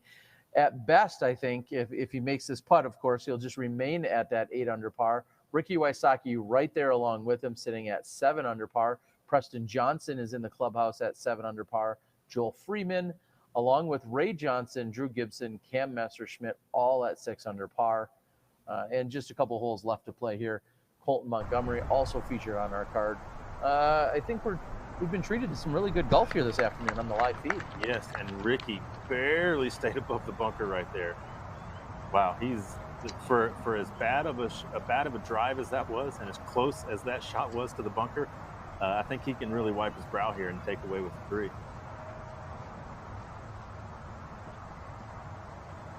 But because of the downslope behind the basket, if you lay up right to the bunker, you can run this. But from where Colten is, I think he's just going to have to play this maybe 5 or 10 feet long and take his comebacker and just be happy with the 3.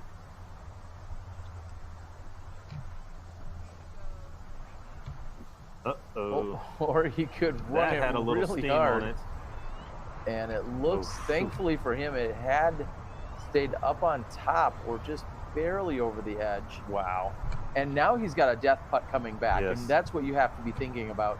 He needs to make that putt, because if he misses, it could roll or it could just fly directly into that hazard.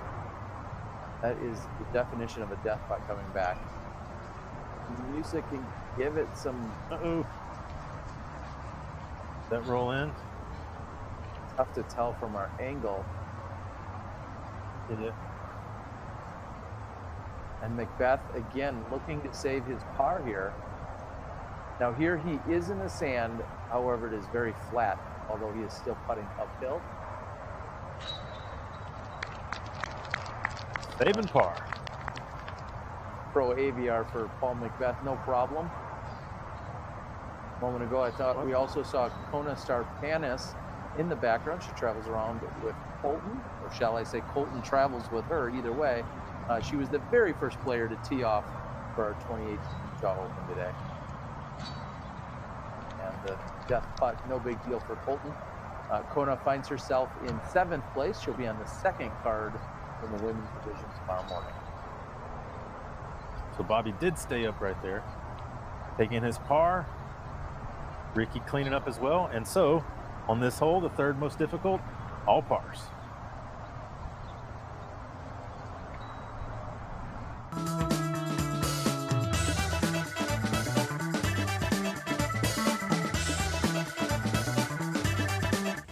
Disco.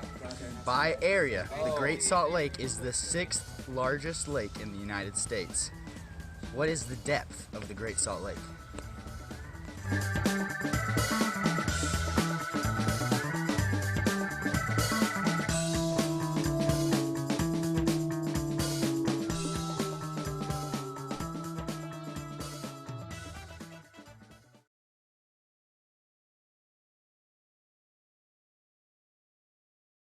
$17, 375 feet, par 3, and have you heard me say it before? The basket is right next to the water. The ideal shot here for the right-handed guy is just a hyzer at the water, coming in just short, maybe get a little skip. I saw some people playing around, Eric Oakley and Eagle McMahon yesterday, trying out the forehand. It's really just pick your favorite disc, pick your distance, put it on the ground and hit your putt.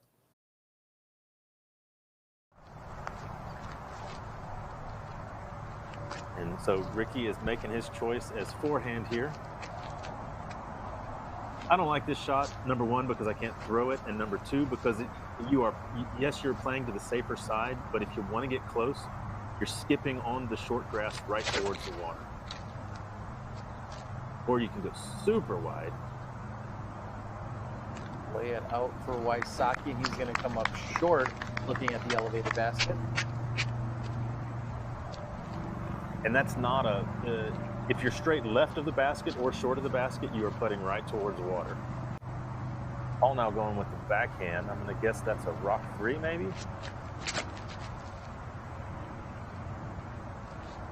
Yeah, this is kind of the more traditional line.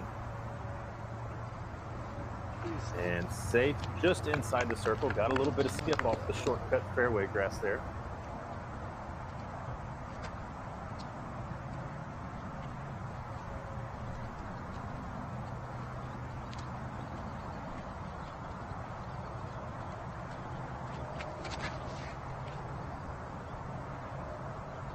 Bobby going with a wider rim disc and a wider line. Let's see if he can dig in right there and gets a very similar skip, very similar position to Paul.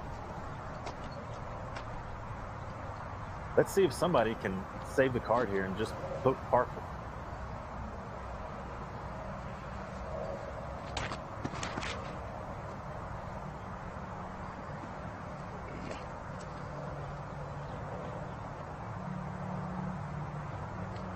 No, we are going to have 4 putts, a little bit of distance, all going towards the water.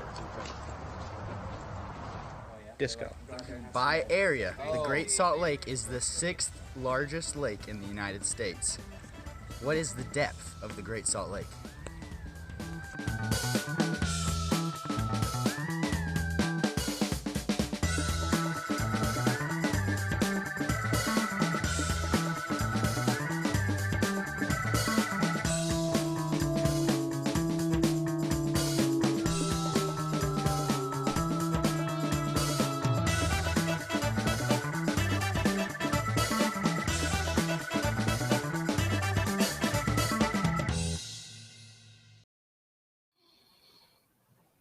Welcome back to the studio here. Dixon Jowers and Terry Miller, the Disc Golf Guy. As I was taking a look at the UDisc stats, something that I found was very interesting as we're just closing out these final 2 holes. I'm looking at 15 out of the top 16 players went bogey-free during the last 2 holes. Now, there were plenty of birdies, of course, taken, but really what I'm noticing is that they remain bogey-free.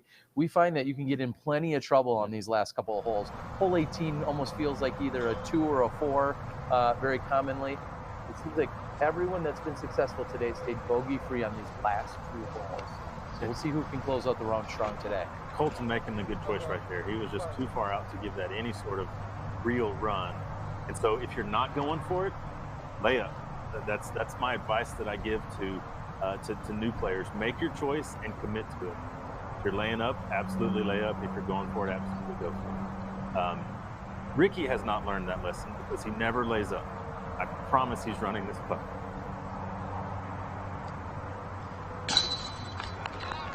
And exactly that, Ricky Wysocki from outside circle 1 converts on the birdie.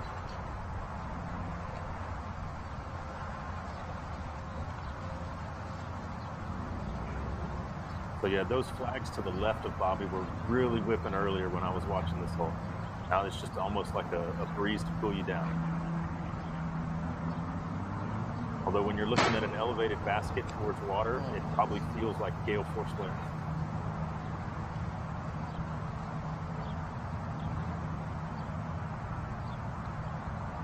Call now for the solo lead.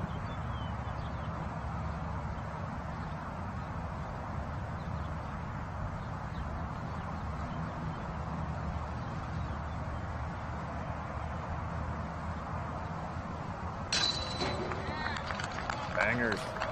No problem for Paul McBeth here on hole number 17. Just that one blemish on his scorecard so far that we saw on hole 4. He's got the hot round going at 9 under par and the outright lead.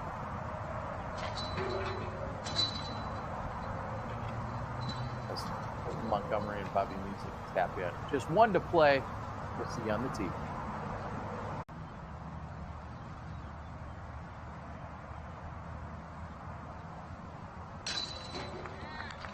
Bangers.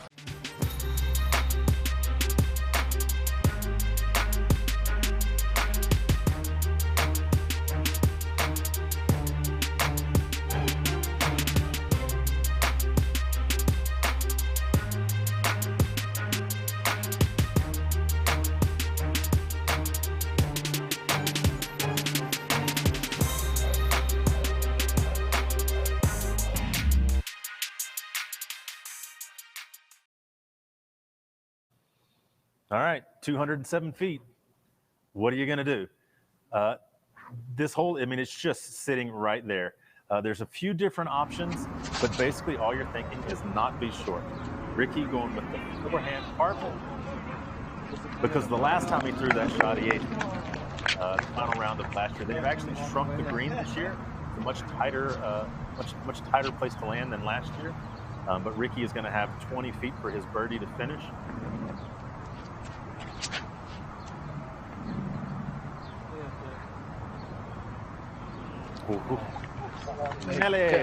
Wow, trying to do exactly as Ricky did last year. Complete the 18th hole here with the ace. Instead, he butts up against the OB wall. He'll be able to bring that in 1 meter. Expecting with his play today that should be a birdie. Get up. Oh, Bobby. Barely over the fence. Flat for Bobby Musick. Of course, heading through our Zuka Trust, and want to thank Jen and the rest of the crew over at Zuka for being great supporters here on the Disc Golf Pro Tour. Oh, no way. It just happened. Montgomery skipped up and out of bounds. He'll move to the drop zone. They've got a long walk. We'll see in a few. Are you currently looking for the one? How do you get hooked up usually? Through friends, Players' parties. sometimes even fans. And how's that been working for you? Not so good. Have you ever tried looking online? Never. You should check this site out. Oh my gosh. Wow. Find your go-to disc at blankinkdiscs.com today. 2018 Tour Support discs available now. Gotta get one.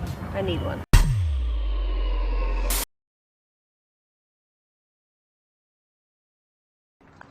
Barely over the fence. Flat for Bobby Musick. Of course, heading through our Zuka Trust, and want to thank Jen and the rest of the crew over at Zuka for being great supporters here on the Disc Golf Pro Tour.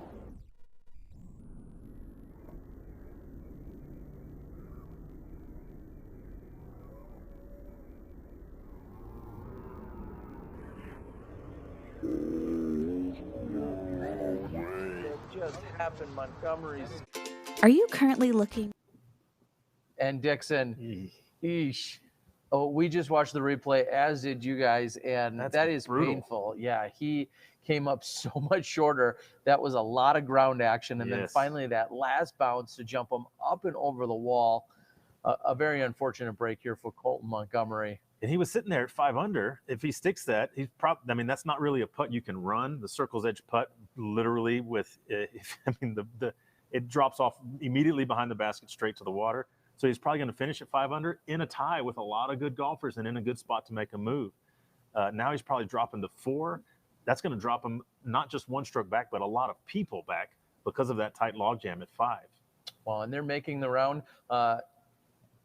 As we're taking a look at, I'm looking off camera and seeing Paul McBeth. Regardless of what happens here, you're going to see him and likely Ricky Wysocki, Louis Bitney, and Preston Johnson to be rounding out your lead card tomorrow, which is very exciting to see. Again, we're staying with Preston Johnson, a great golfer out of Arizona, so it'll be fun to watch him bring his skills out to the course. Louis Bitney, also a name. If you're from California, you definitely know Louis, one of the most fun, energetic, and great guys out on the tour as Colten hits the pole for his approach shot, or for his putt, sorry, to save the 3.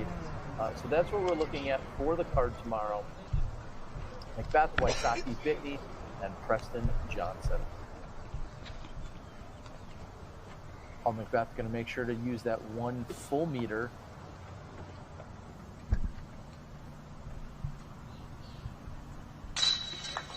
And McBeth finishes, in fact, with a 10 under par, with 11 birdies on the day. Ricky Wysocki looking to tap in as well from just about 20 feet. Those are what we call tap-ins. Wow. Holy cow. That almost tapped out.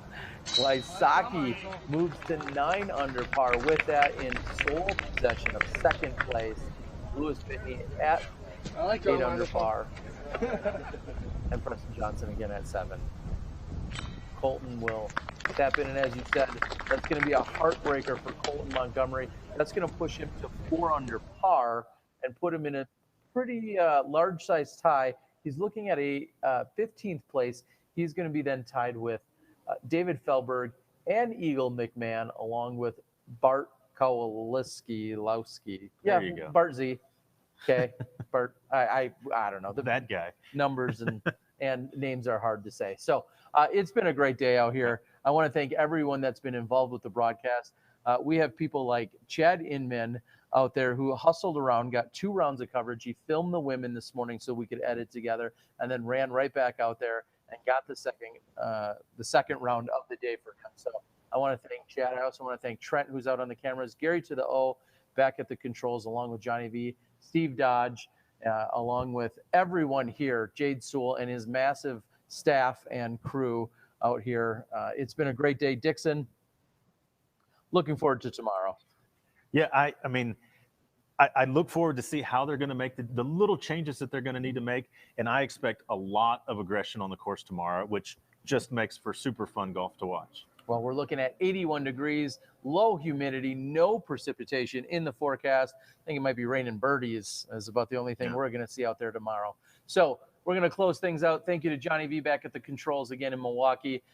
Thank you again to Dixon Jowers. I'm Terry Miller, the Disc Golf Guy. We'll see you guys tomorrow for live coverage brought to you right here on the Disc Golf Pro Tour. This is the 2018 Utah Open presented by Prodigy Disc. We'll see you tomorrow.